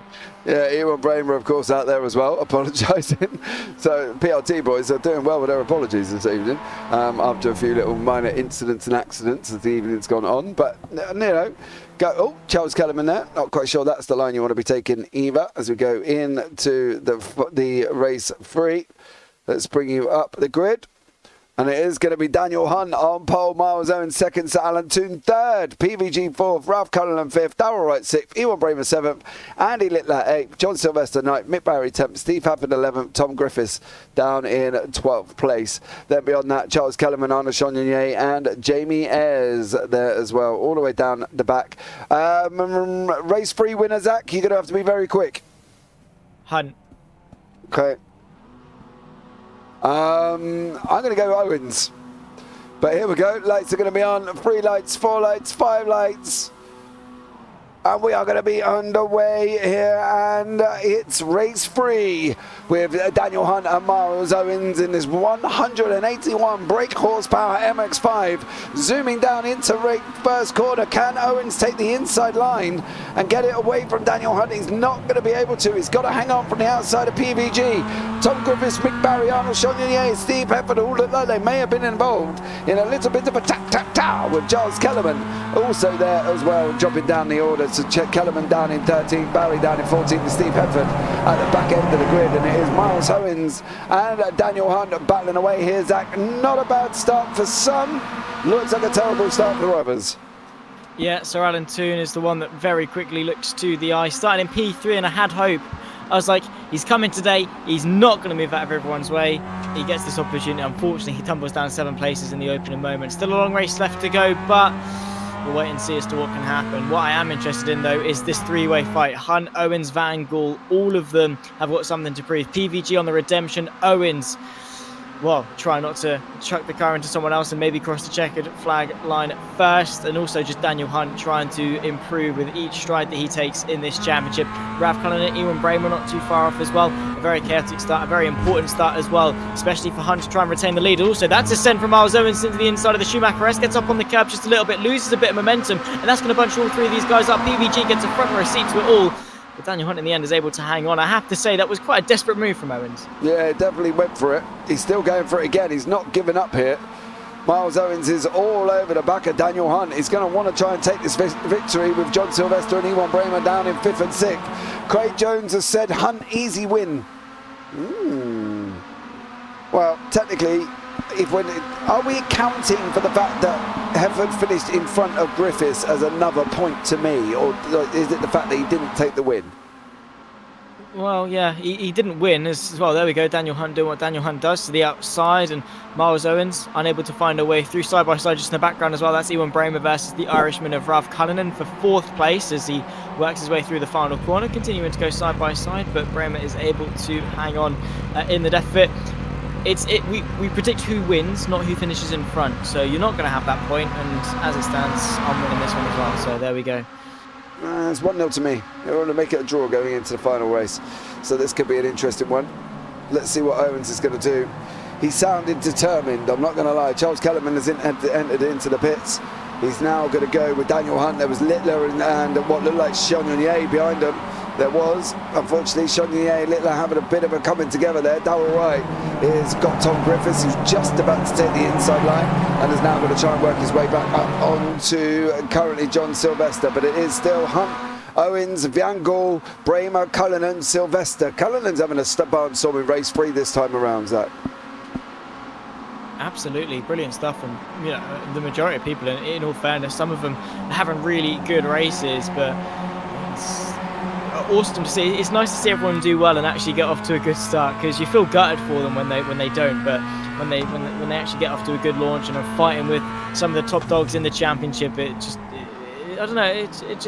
It makes you want to support them, makes you want to give them a good old supportive cheer or whatever. But yeah, nice stuff from everyone involved so far, and I'm sure it's going to continue on, because this is a great group of drivers, all of which in theory you can't really knock off many people of not winning a race if circumstances go their way, because that's exactly the type of racing that we have here. Yeah, and Miles Owens there has got some speed about him through them centre S's. I don't know where he's developing it from, but he has got some speed. He's going to send it out the inside of Daniel Hunt now.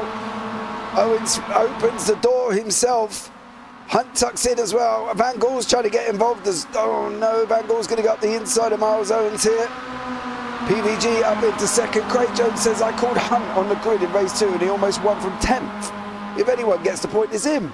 Nah. Oh, Hunt gets a bit of a slide on there as well. Zach Sweeney, don't even try it, young sir. I'm not trying anything. I'm just asking very, very nicely as Ewan Bramer gets his way past his teammate through the outside of the final corner. So Ewan Bramer is making some moves as well. Daniel Hunt, Van Gaal, Bramer, Owens, Cullinan, Sylvester, Griffiths in the mix. Haven't really seen much of Griffiths so far today, so it'd be nice to see him get up into the top. But Jamie Ayres setting the pace as well, nearly a second quicker than the race leader in towards turn number 1, and no changes. But I don't know, it's looking good so far. I don't really want to say anything. And well, there we go. Craig Jones is on my side, so have that, James. Yeah, exactly. Craig Jones there as well. But then it just about sums it up, doesn't it? When he puts, if it annoys James, it makes me happy. So, you know, goes to show the love that we have here, of course. You know, all this time we've spent together, young Craig Jones, arranging leagues and talking and charity events and all the other jargon that we've been dealing with over this week. It's then you come back and do that to me. So, you know, thanks very much for that. You know, horses for courses. Clearly, you like Zach more than me. It's not hard, is it? No, not really, mate. Not really. There are times. There are times. But going forward, oh no, where's that car gone? Where's Miles Owens gone? He's back. He's back. I think Okay. it's just a momentary lapse of either internet or something, but he's back. He's all right, I think. I don't know, maybe his sister reset the Wi-Fi or something. Oh no, that only happens to you, doesn't it? Bless your little cotton socks. Do you know what I mean? This is why you need your own house, young sir. I told you this In before. 2023, are you mad? Go rent. You'll be alright. We'll see, we'll see. Maybe a couple of years saving up, trying to limit my McDonald's, and maybe more battles like this to really sink my teeth into, because Daniel Hunt and Pete Van Gaal going the long way round, using the momentum of the wider line, gets himself to the inside, so close to contact, even a bit of door banging, and Daniel Hunt still able to saw his way through. PVG caught with the worst end of the momentum as the two PRT boys catapult their way through, and Griffiths finds his way into the top 5. Yeah, Tom Griffiths moving his way back through here. He is currently up 7 places, the highest gainer here. Miles Owens trying to go up the inside. I think that's actually Ewan Bramer trying to go up the inside of his fellow Dutchman, which is PVG, of course. Miles Owens really needs to either clear, he needs to clear Ewan Bramer, and that's no disrespect to him, but Miles Owens is incredibly fast through that SimRacers, and unfortunately I had to back off there, and it's caused him a bit of an issue. But at the moment PVG is going down alongside Daniel Hunt down into turn 1. There's the gap down into the 2:15s. Jamie Ayres is coming, and he's coming with a Banshee with 7.5 minutes remaining here. Zach, he is flying. Absolutely, it is awesome, and wow, onwards and upwards. Let's put it that way. We've got half the race left to go, and PVG is soaring out in front, and it just takes some momentum. I think it sums up the season perfectly. A little bit wide through there though. Daniel Hunt gets to the outside. He then tries to get the up and under. If he can put his foot to the floor first, he does close the gap just a little bit. Is there going to be any movement through? And now he's going to look to the left hand side. Daniel Hunt once again trying to retake the race lead inside line. PVG not really got an answer to it, and well, I have to say, the lead's changed hand a couple of times in the last couple of corners, let alone what it's going to do in the final half of this race. The stakes are high. Yeah, it definitely is. If you look at the front, it's 2.3 seconds back to Jamie Ayres, who's just about to go past Ralph Cullinan in the background there. And Ayres looks like he's got the inside line into Goodyear. It is going to be job done for Jamie Ayres. He is now past Ralph Cullinan, but literally it is only 2.2 now back to Jamie Ayres. This could be an epic scrap. Going forward into the last 6.5 minutes, is Daniel Hunt going to be able to hang on here? One mistake, and he's going to be down a good few places. If he doesn't keep it on track, or if they have a little bit of contact, he's going to be down so many places with all of these guys so close. It's a shame we haven't got Alex Goldschmidt with us, because this is exactly right up his alley in terms of what he's used to with karting, bumper to bumper stuff, side by side, and any mistake could see you all the way to the back of the field. Just look at this. Where else do you see this than on a Tuesday night with some UkSimracers MX5 side by side between the two race leaders? Ewan Bramer trying to push PVG through inside line, gives the advantage to Daniel Hunt, but he's got to be brave and he's got to give some respect to PVG on the outside. Who's going to trickle their way through? It is going to be Hunt that leads from Van Gaal, Bramer and Owens. Tom Griffiths trying to make some changes, but the top 7, this is where the fight is. And as I say, literally, you make one mistake, you lose some momentum. You've got 6 cars behind you that are all ready to just put their foot to the floor, change up a gear and drive completely past you. So yeah, not only do you have to worry about the 6 other cars, and now 7 other cars around you with Cullinan making it an 8-car fight, you've got to be careful of not messing up either, because one small mistake and it's race over. Look at Griffiths trying to make that move there. Tom Griffiths absolutely trying to fly around the outside of Miles Owens. He's been held up by Owens' teammate Ewan Bramer in front, but Griffiths did get the job done over Miles Owens, and unfortunately Miles Owens is dropping down the field faster than an elevator with no brakes at the moment, unfortunately for him, as there goes another car. There he is. Seems to be big connection issues this evening, should we say. Well, the UK is a little bit sketchy. I can't really say much about the Netherlands with PVG, but yeah, certainly the UK it's a little bit iffy, but yeah, who knows what it is. I don't know, maybe the race is just that good that people are just blinking out of it. Who knows? I don't know, maybe iRacing is like, now there's too much going on here, you need to get rid of some people. There we go, Jamie Ayres trying to pick his way through. I don't know, is he looking likely to make it 3 wins in 3 tonight? Who will wait and see, obviously, but he's side by side with Miles Owens going through the hairpin, and Owens is able to brake late and hang on, though Ayres is sent a little bit wide up the hill, and the PRT car, John Sylvester, is looking to capitalise on it. It's just battle after battle. It's that knock-on effect.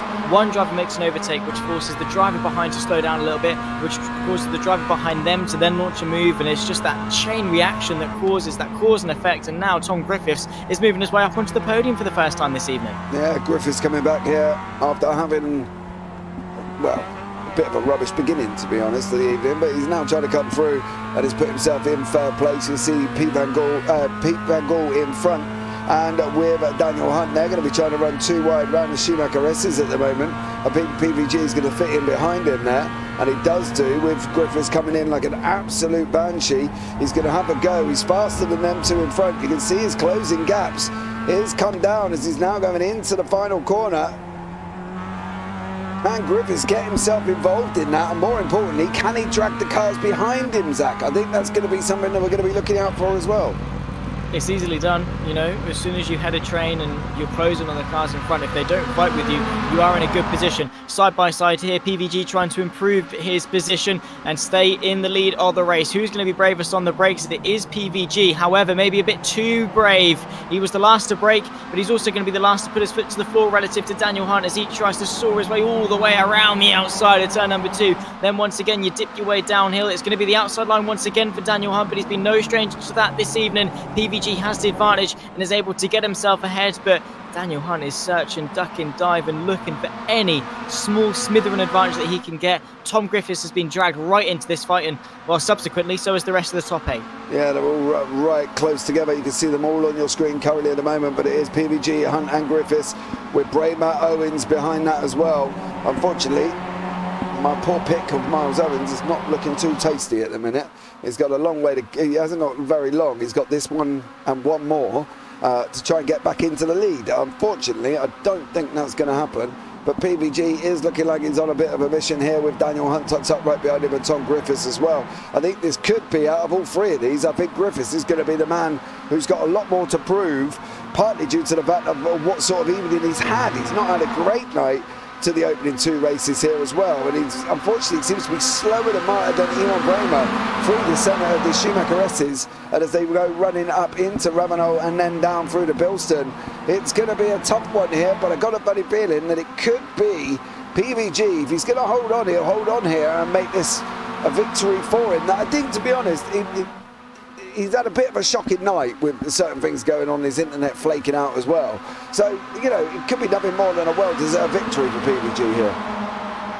Well, it'll be his 6th of the season, which is more than the top 2 in the championship of Griffiths and Sylvester. So he's definitely been no stranger to victory this season. Daniel Hunt, though, searching for his 8th. Outside line as they run their way through. Great respect given, but while side by side through there is always going to invite Tom Griffiths to maybe get a little bit interest. And 180 degrees once more for the final corner. And it is still PVG and Daniel Hunt that lead their way onto the final lap of race number 3. And here we go. The top 8, now top 7, have been separated by virtually nothing for the entirety of it. This is where everything comes down to. This is where it all matters. Who is going to come out on top? It could be anyone, realistically, within sort of the top 5 if all goes well. Yeah, Sylvester's just made that move past Jamie Ayres as well. Ewan Bramer locks up, big puff of smoke there. Daniel Hunt takes the lead from PVG. I don't think this is going to be done yet. I can't sit here and say that this call is going to be finished because I don't think it will be. Ayres has gone back past Sylvester again. PVG is now going to try and get onto the back of Dan Hunt. You can see him there. PVG chopped up right behind him on this run down into turn 6 now. PVG on the right hand side, he's going to go through. Is he going to try it? He's not going to try it. Hunt blocks him off. Griffiths is tucked up right behind him currently at the moment as well. Griffiths with an absolute incredible, he's in prime position to try and make this move. Is he going to be able to do it? Is he going to go from 3rd to 1st with half a lap remaining, Zach? Well, look at this. It is nothing short of brilliance. One of the best races of the season so far. Looking to the inside, PVG retakes the race. A bit of contact with Daniel Hunt. Tom Griffiths gets his foot down and tries to accelerate that 181 brake horsepower MX5 up the hill towards the Schumacher S. PVG put on a compromised line, it must be said. That means the 2 behind are definitely going to get a good run into the final 3rd of the race. And it comes down to 3. PVG, Daniel Hunt or Tom Griffiths. Inside line goes the way of Hunt, who looks to send the move into the left-hander. PVG gives him the space. Tom Griffiths going to send the move up in a second. And now he's all over the rear end of Daniel Hunt. Side by side once more as PVG chucks the move back up the inside. It gives the breathing room to Hunt. And if they don't get a move on, it could be Daniel Hunt's to win. Yeah, looks like Hunt could take the victory in race 2 here. Tom Griffiths sitting in 2nd place coming into the final chicane. I think Hunt may have this. He's just got one more corner to go. Oh, it's going to be Daniel Hunt all day. I think Hunt's going to take this coming across the line here in the pro class. It's going to be close on the rundown though, mind you. Is it going to be Griffiths? Is it going to be PVG? Is it going to be Ayres? It looks like it's going to be Griffiths, PVG and Ayres in that order. But Daniel Hunt takes the victory there, Zach, and that brings you back into the equation. 1-1 going into race 3. Yeah, well, let's not forget I've also got the extra point from Craig Jones. So no, you are not. Give over. You are not having that extra point. His guy driver didn't even win either. So, you know, you can't have it. 1-1 into the final race. Let's have it then. All right, out. who are you picking now? Well, I haven't seen the grid yet, so. Oh, so no. Chicken. So who do you pick? Chagnon and Wright have swapped positions there. It was Wright who took the victory in the final race of the race 3. Sorry, not the final race. Got one more to go yet. I don't know. I haven't seen the grid yet. Chicken. You never know. We'll see. See who comes out. Well, there we go. Yeah, but he had the most gains. It ain't the point. It doesn't matter. We've decided it's wins only here. And that was Zach's idea, partly because he didn't want to lose a 2nd point in race 2 for the fact that I had the person finishing higher up. So, it's Zach's decision, and that's what he's done. We've got to respect his decisions. Because I'm the youngest, and everything the youngest says goes. You can't disagree with it. I'm not sure if that's going to work out, if that's going to wash, but we'll, you know, let you get on and see how you go. But here is the final finishing positions for race 3. Dan Hunt is in 1st, Tom Griffiths 2nd, Pete Van Gaal 3rd, Jamie Ayres 4th, Ewan Bramer down in 5th, and it's a platinum race in 5, 6 and 7 with Sylvester and Owens behind that. Ralph Cullinan in 8th, Darryl Wright 9th, Steve Everett 10th, Arnold Chagnon 11th, Mick Barry 12th, Sir Alan Toon 13th, Andy Littler 14th, and Charles Kellerman is in 15th place there. So unfortunately for them guys, they're dropping down the order a little bit, and we are into another brief 5-minute warm-up. So there you go. You're making this up as you go along. No, well, blame Zach. Zach's rules. I had the highest in race 2, and he was like, nope, they've got to win. So there we go. Because you asked me who's going to win. Yeah, I did. You don't say who's going to finish in front of the person I pick. All right, okay, so who's going to win? Right, we've got Steve Hefford waiting in the booth anyway, so let's have a chat with Steve here, of course. He's had a very eventful evening as it's gone on. You know, good evening, Mr. Hefford. How are you, sir? Yeah, not bad, you? I'm all right, mate. Not too bad at all. I've seen you finish second. I've seen you come down in near the back. It's all been up and down for you this evening, isn't it? Yeah, mixed. To be honest, I'm enjoying the track, and I'm not a great fan, to be honest. But it's after last week, it's amazing.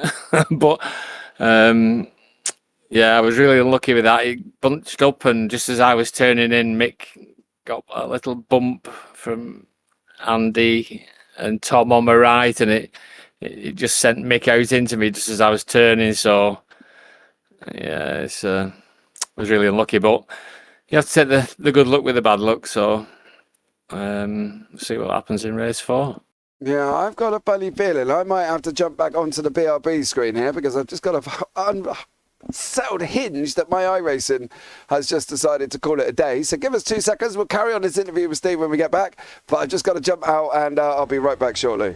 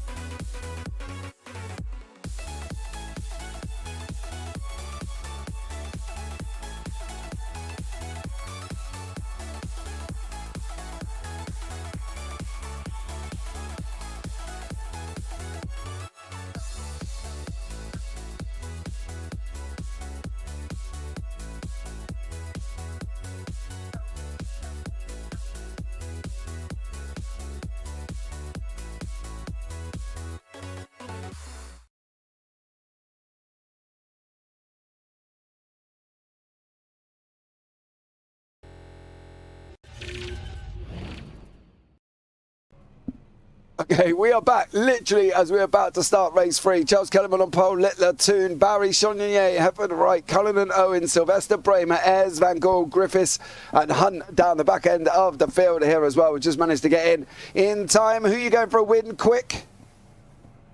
Hefford. Rude. That was my pick as well. I'm going to go Sylvester. Ooh. So here we go, lights are going to be out. And we're going to be up underway here for race 3. Lights are out. And away we go. Kellerman has got off the line with Andy Littler right next to him. So Alan Toon in 3rd place. I've told Toon to fight. Is he going to have a go? Down into turn 1 with Sean Unier right beside him. Steve Everett there as well. Just to see everything loading in all at the same time. As we're going down into turn 1 now. At the moment though, it is Charles Kellerman with Andy Littler here as well. And Steve Hefford up into 4th place. Ralph Cullinan 5th. Alan Toon got down the order and is now sitting down in 5th place currently at the moment. He's just about what looks like about to be overtaken by Ralph Cullinan and Miles Bramer. It looks like Joe Sylvester has had an awful start and is sitting down in 11th place at the moment. If he's going to make a comeback, oh, this could be his moment. Chonier goes off. Alan Toon still keeps going. Chonier with a pirouette 360 there. And unfortunately for him, he's now down the back end of the field. Well, not a bad start as we've just caught the beginning of it. Yeah, well, it's a brilliant opening to a race. Sir Alan Toon thankfully finally getting his elbows out just a little bit. There's Steve Hefford moving his way past Littler as well. Up now into 2nd place. Charles Cullinan, though, 2 seconds clear in the opening moments. That is the biggest advantage we've seen all evening. So yeah, hopefully for him he's going to be able to hold on to it side by side multiple times in the background, as well as Ewan Bramer, Ralph Cullinan, Daniel Hunt, Jamie Ayres try and jostle for some positions as well. It's absolute carnage. It's a bit of a traffic jam as they run their way into the Schumacher S's for the first time. So Alan Toon still able to hang on to 5th for how much longer? Yeah, come on out, get him out. Get him out, mate. Bustle him around. Don't do it. Don't do it, as he's just lost a place to Ewan Bramer. And Ralph Cullinan's going to come through as well. Jones said he was going to Hefford, and then he said Cullinan. So Ralph Cullinan for Craig Jones, I think we'll take that as. Dan Hunt all the way down in 8th place. Ayres in 9th. Sylvester 10th. Griffiths 11th. I was a bit optimistic maybe with Sylvester here. He's going to have a good old go, but he's got some fast cars to try and get past. And the first one on his list is Jamie Ayres here if he can. Alan Toon's going to be right in front of him. Toon's broke early, well early. Well early. Sylvester goes through. Toon's going down the back end. He's now dropping down the order again. Oh, Alan Toon. Very frustrating, this man. I feel bad for him because he's just out there trying to run his race and he's constantly getting slated by us to...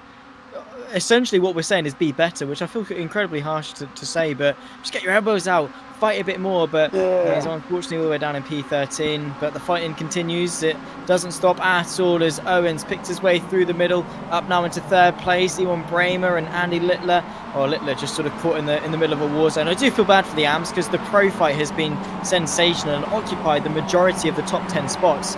And they haven't really had much of a say in this race at all, even in the reverse grid races as well. They haven't really had much of a foot in. It's just been a case of pick your way through and try not to get involved in the bloodbath that is the pro fight. Andy Littler, though, is doing exactly that. He's got right in the middle of it, and Ralph Cullinan, Daniel Hunt, John Sylvester, Jamie Ayres are all queuing up behind him, poor thing, to try and pick their way through and get onto the back of Owens, Bramer and Hefford. Yeah, but Littler's holding his own against Cullinan here. Cullinan is clearly quicker, but Littler's not allowing him just to go straight through. So Andy Littler giving him a good old run for his money. He might end up losing his place on the way down into Goodyear. He isn't this time around. Hunt is trying to force a move here, whether or not this is Cullinan trying to... Oh, I don't think from Hunt's point of view he really knew where Ralph Cullinan was going now. I think the Irishman was split between a rock and a hard place. Didn't know where to put it, and unfortunately he's now lost that place. Jamie Ayres is on the grass. There's a spin at the back. That's Sir Alan Toon. Toon has gone round, and as Craig Jones said in YouTube chat, there is probably a big old smile on Toon's face right about now. Doesn't matter where he finishes, he just loves the fact that he's racing on a track with some very quick people. Tom Griffiths, Jamie Ayres now going up beside Andy Littler. John Sylvester is in 7th place at the moment here. Zach, can he do the impossible? Can he get up front and give Hefford a good old fight? What do we reckon? 10 minutes to go and he's in 7th. Who knows? We'll wait and see. I mean, yeah, I don't know. It's a long road ahead, specifically seeing as Steve Hefford just picked his way past Charles Kellerman, closed the 2-second gap.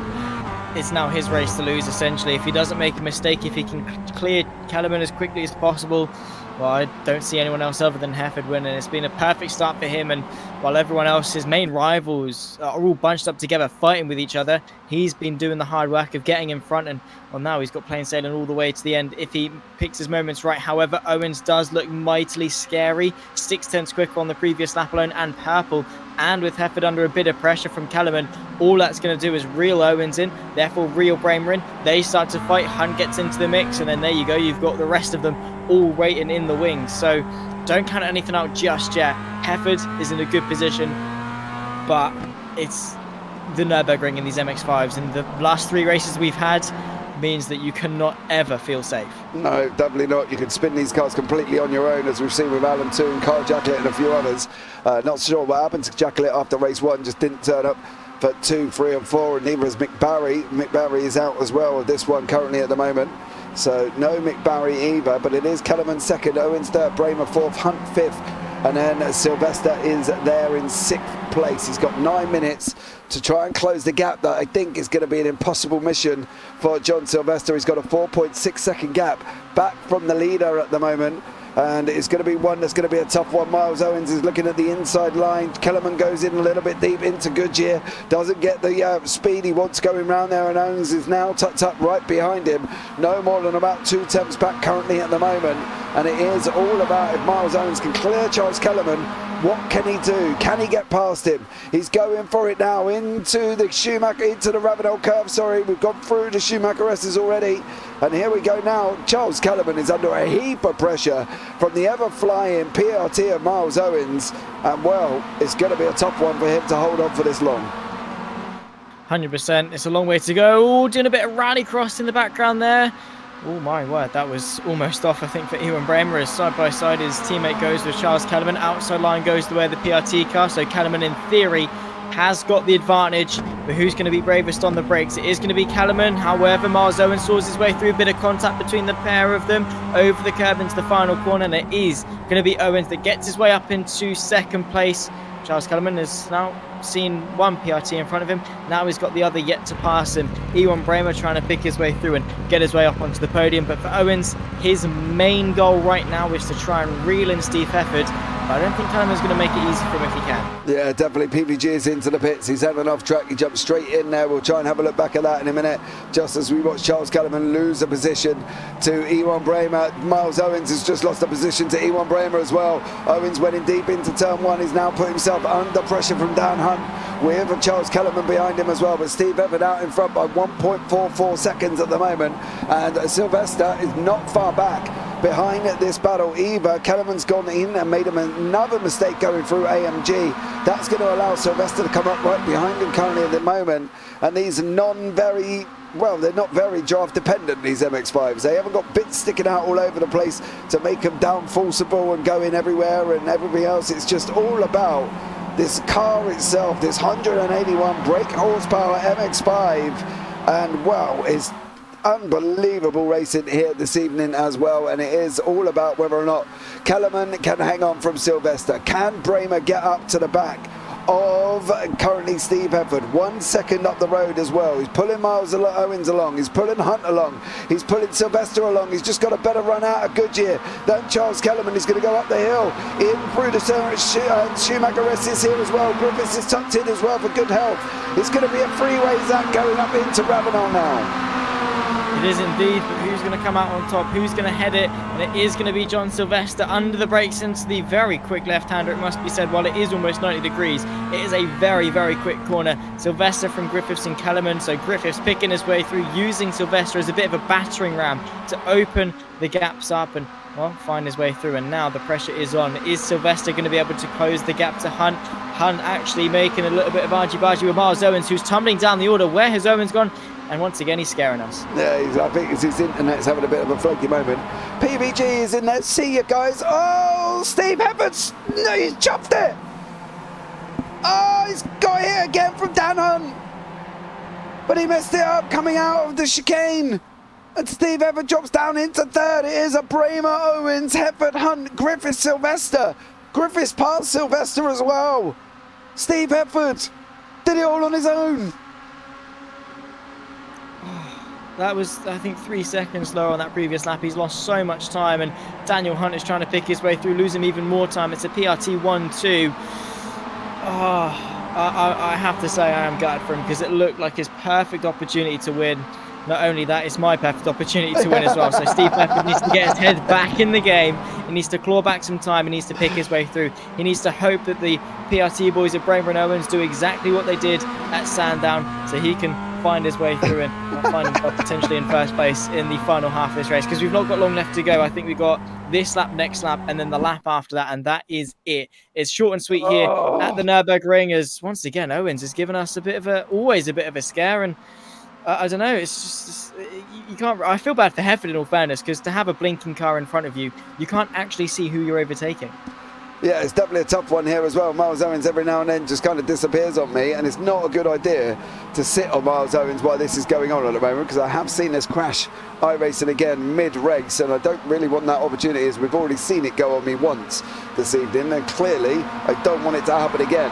Ewan Bramer, Miles Owens, Steve Everett, Dan Hunt. Bramer's out in front by 7 tenths at the moment, but that doesn't seem to matter here at the Nürburgring. As we've seen with Steve Everett, you can be out in front and it could just all go wrong. And Steve Everett went wrong into the final chicane, and that is where everybody got past him, unfortunately, there as well. Littler's into the pits, Toons into the pits as well. Van Gaal's out, unfortunately, as well. Good evening, Mr. Toxic Munchkin. I hope you're well. Yeah, and it is now becoming into a Bramer 6 tenths back from Miles Owens, pulling Steve Everett along, pulling Dan Hunt, pulling Tom Griffiths, pulling John Sylvester, and there's only 2 laps remaining here, Zach. Oh, it's looking tasty.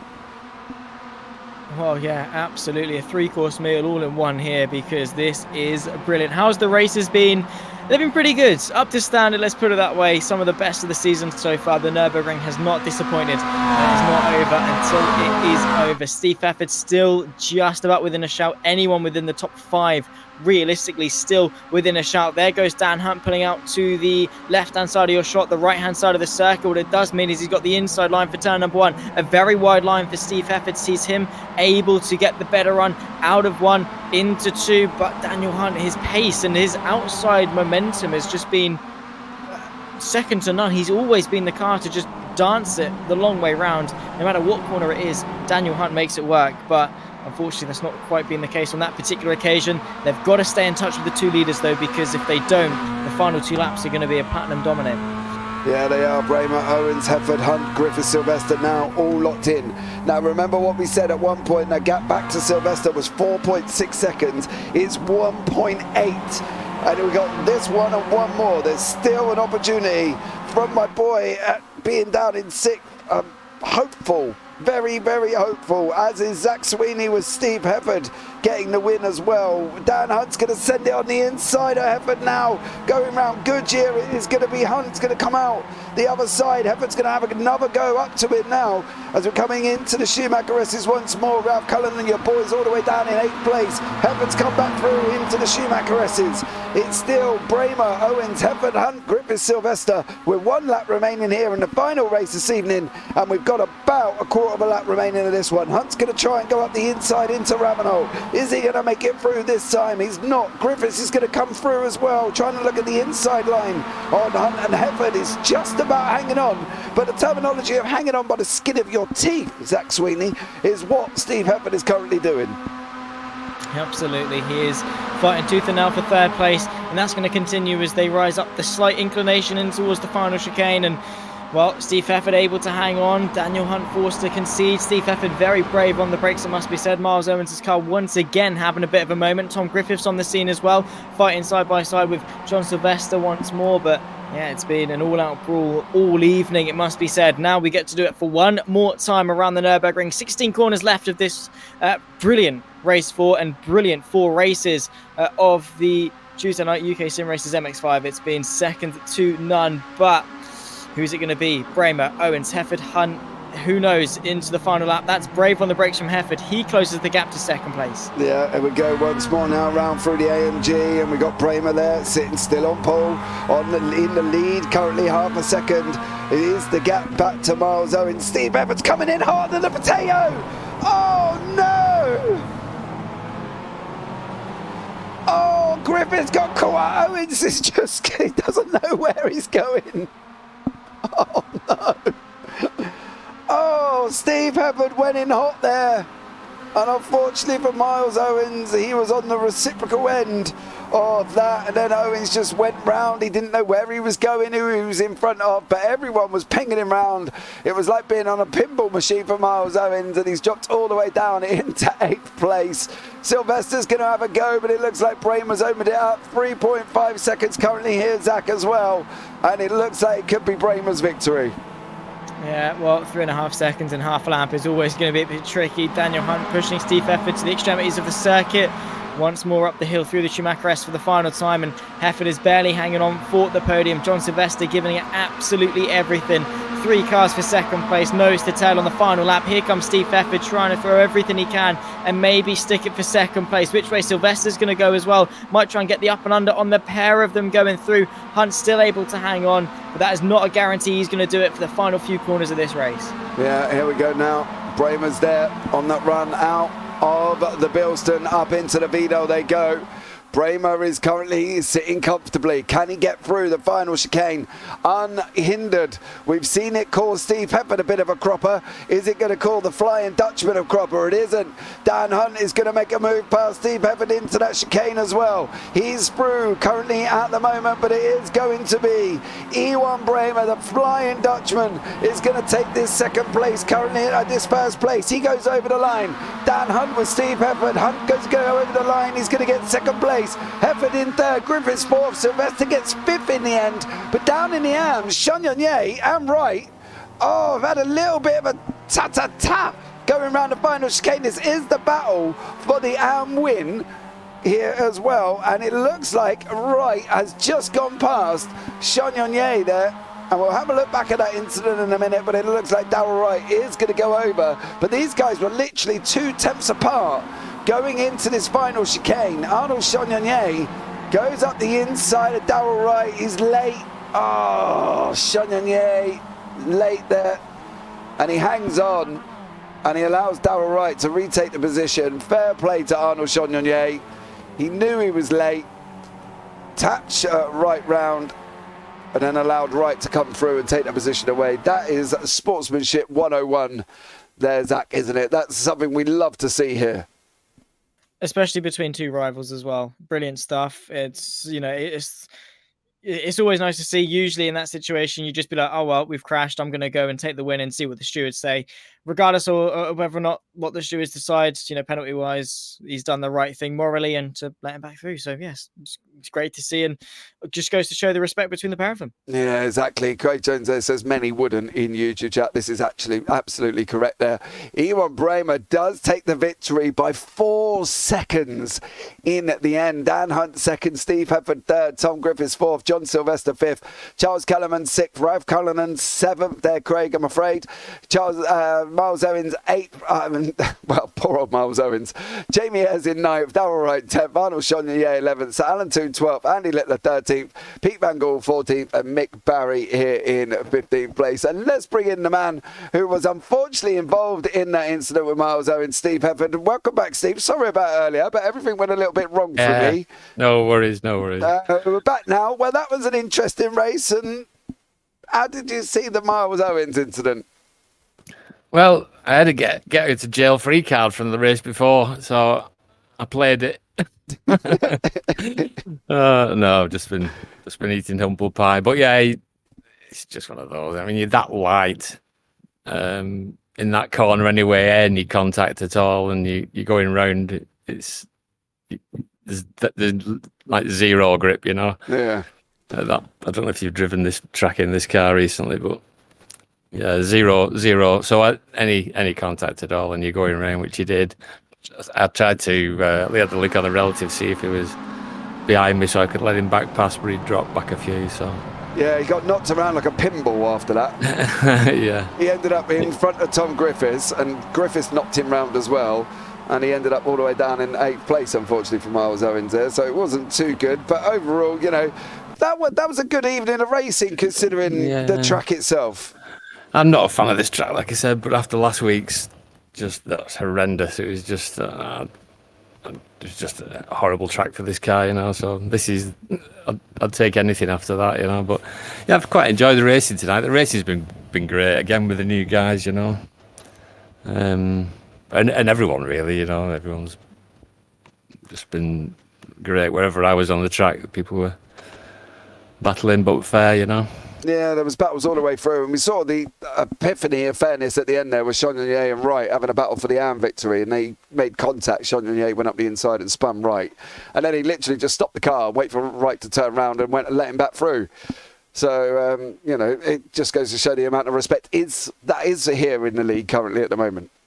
Yeah, that's what it's all about, to be honest. That's what sets this league apart from others. Yeah, definitely. No. Going forward, Steve, we've got the next track up for you, sir, is Donington National. Yes, there we're talking.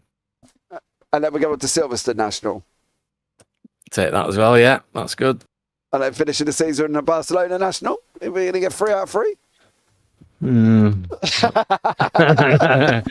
of 3 at that. Yeah, that's what Meatloaf said as well, mate, didn't he? If I remember correctly. So, Steve, thank you so much for joining us there, bud, in the booth, mate. Anyone you want to shout out before we let you go? Everyone in the league, you guys. Yeah, just everyone who makes the league what it is. Miles Owens has asked in YouTube chat, are we square now, Steve? Yeah, it was good. I played my get out to jail free card. I think it was similar. I think we was battling for third and I ended up down in 8th, so it's a similar outcome. So yeah, we're quits. But I've already been in and spoken to him, so yeah, we're good. We're good. Awesome stuff, Steve. It happens, doesn't it? It's close racing. Yeah, well, that's the thing. That's what we expect. It showed us throughout the evening, didn't it? You know, nose to tail with cars all the time. The one person spins in a group of 6. It's going to be a natural disaster at some point. Unfortunately for Miles Owens, he was the spinney, should we say, and then Tom Griffiths spun him even more. So, but there we go. Onwards and upwards, Steve. Thank you so much for coming into the booth, young sir, and I look forward to speaking to you soon. Yeah, no problem. Take it easy. And you, mate. See you guys. Care. Bye. Night. Well, there you go. That's not bad. Played his get out of jail free card on Miles Owens there.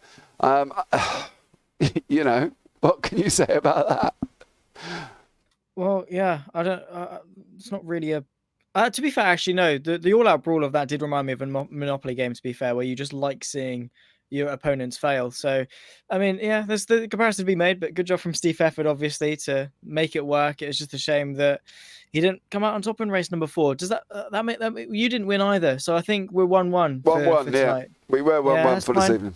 We'll call it a tie, and well, going into Donington, I'm looking forward to Donington. I love Donington.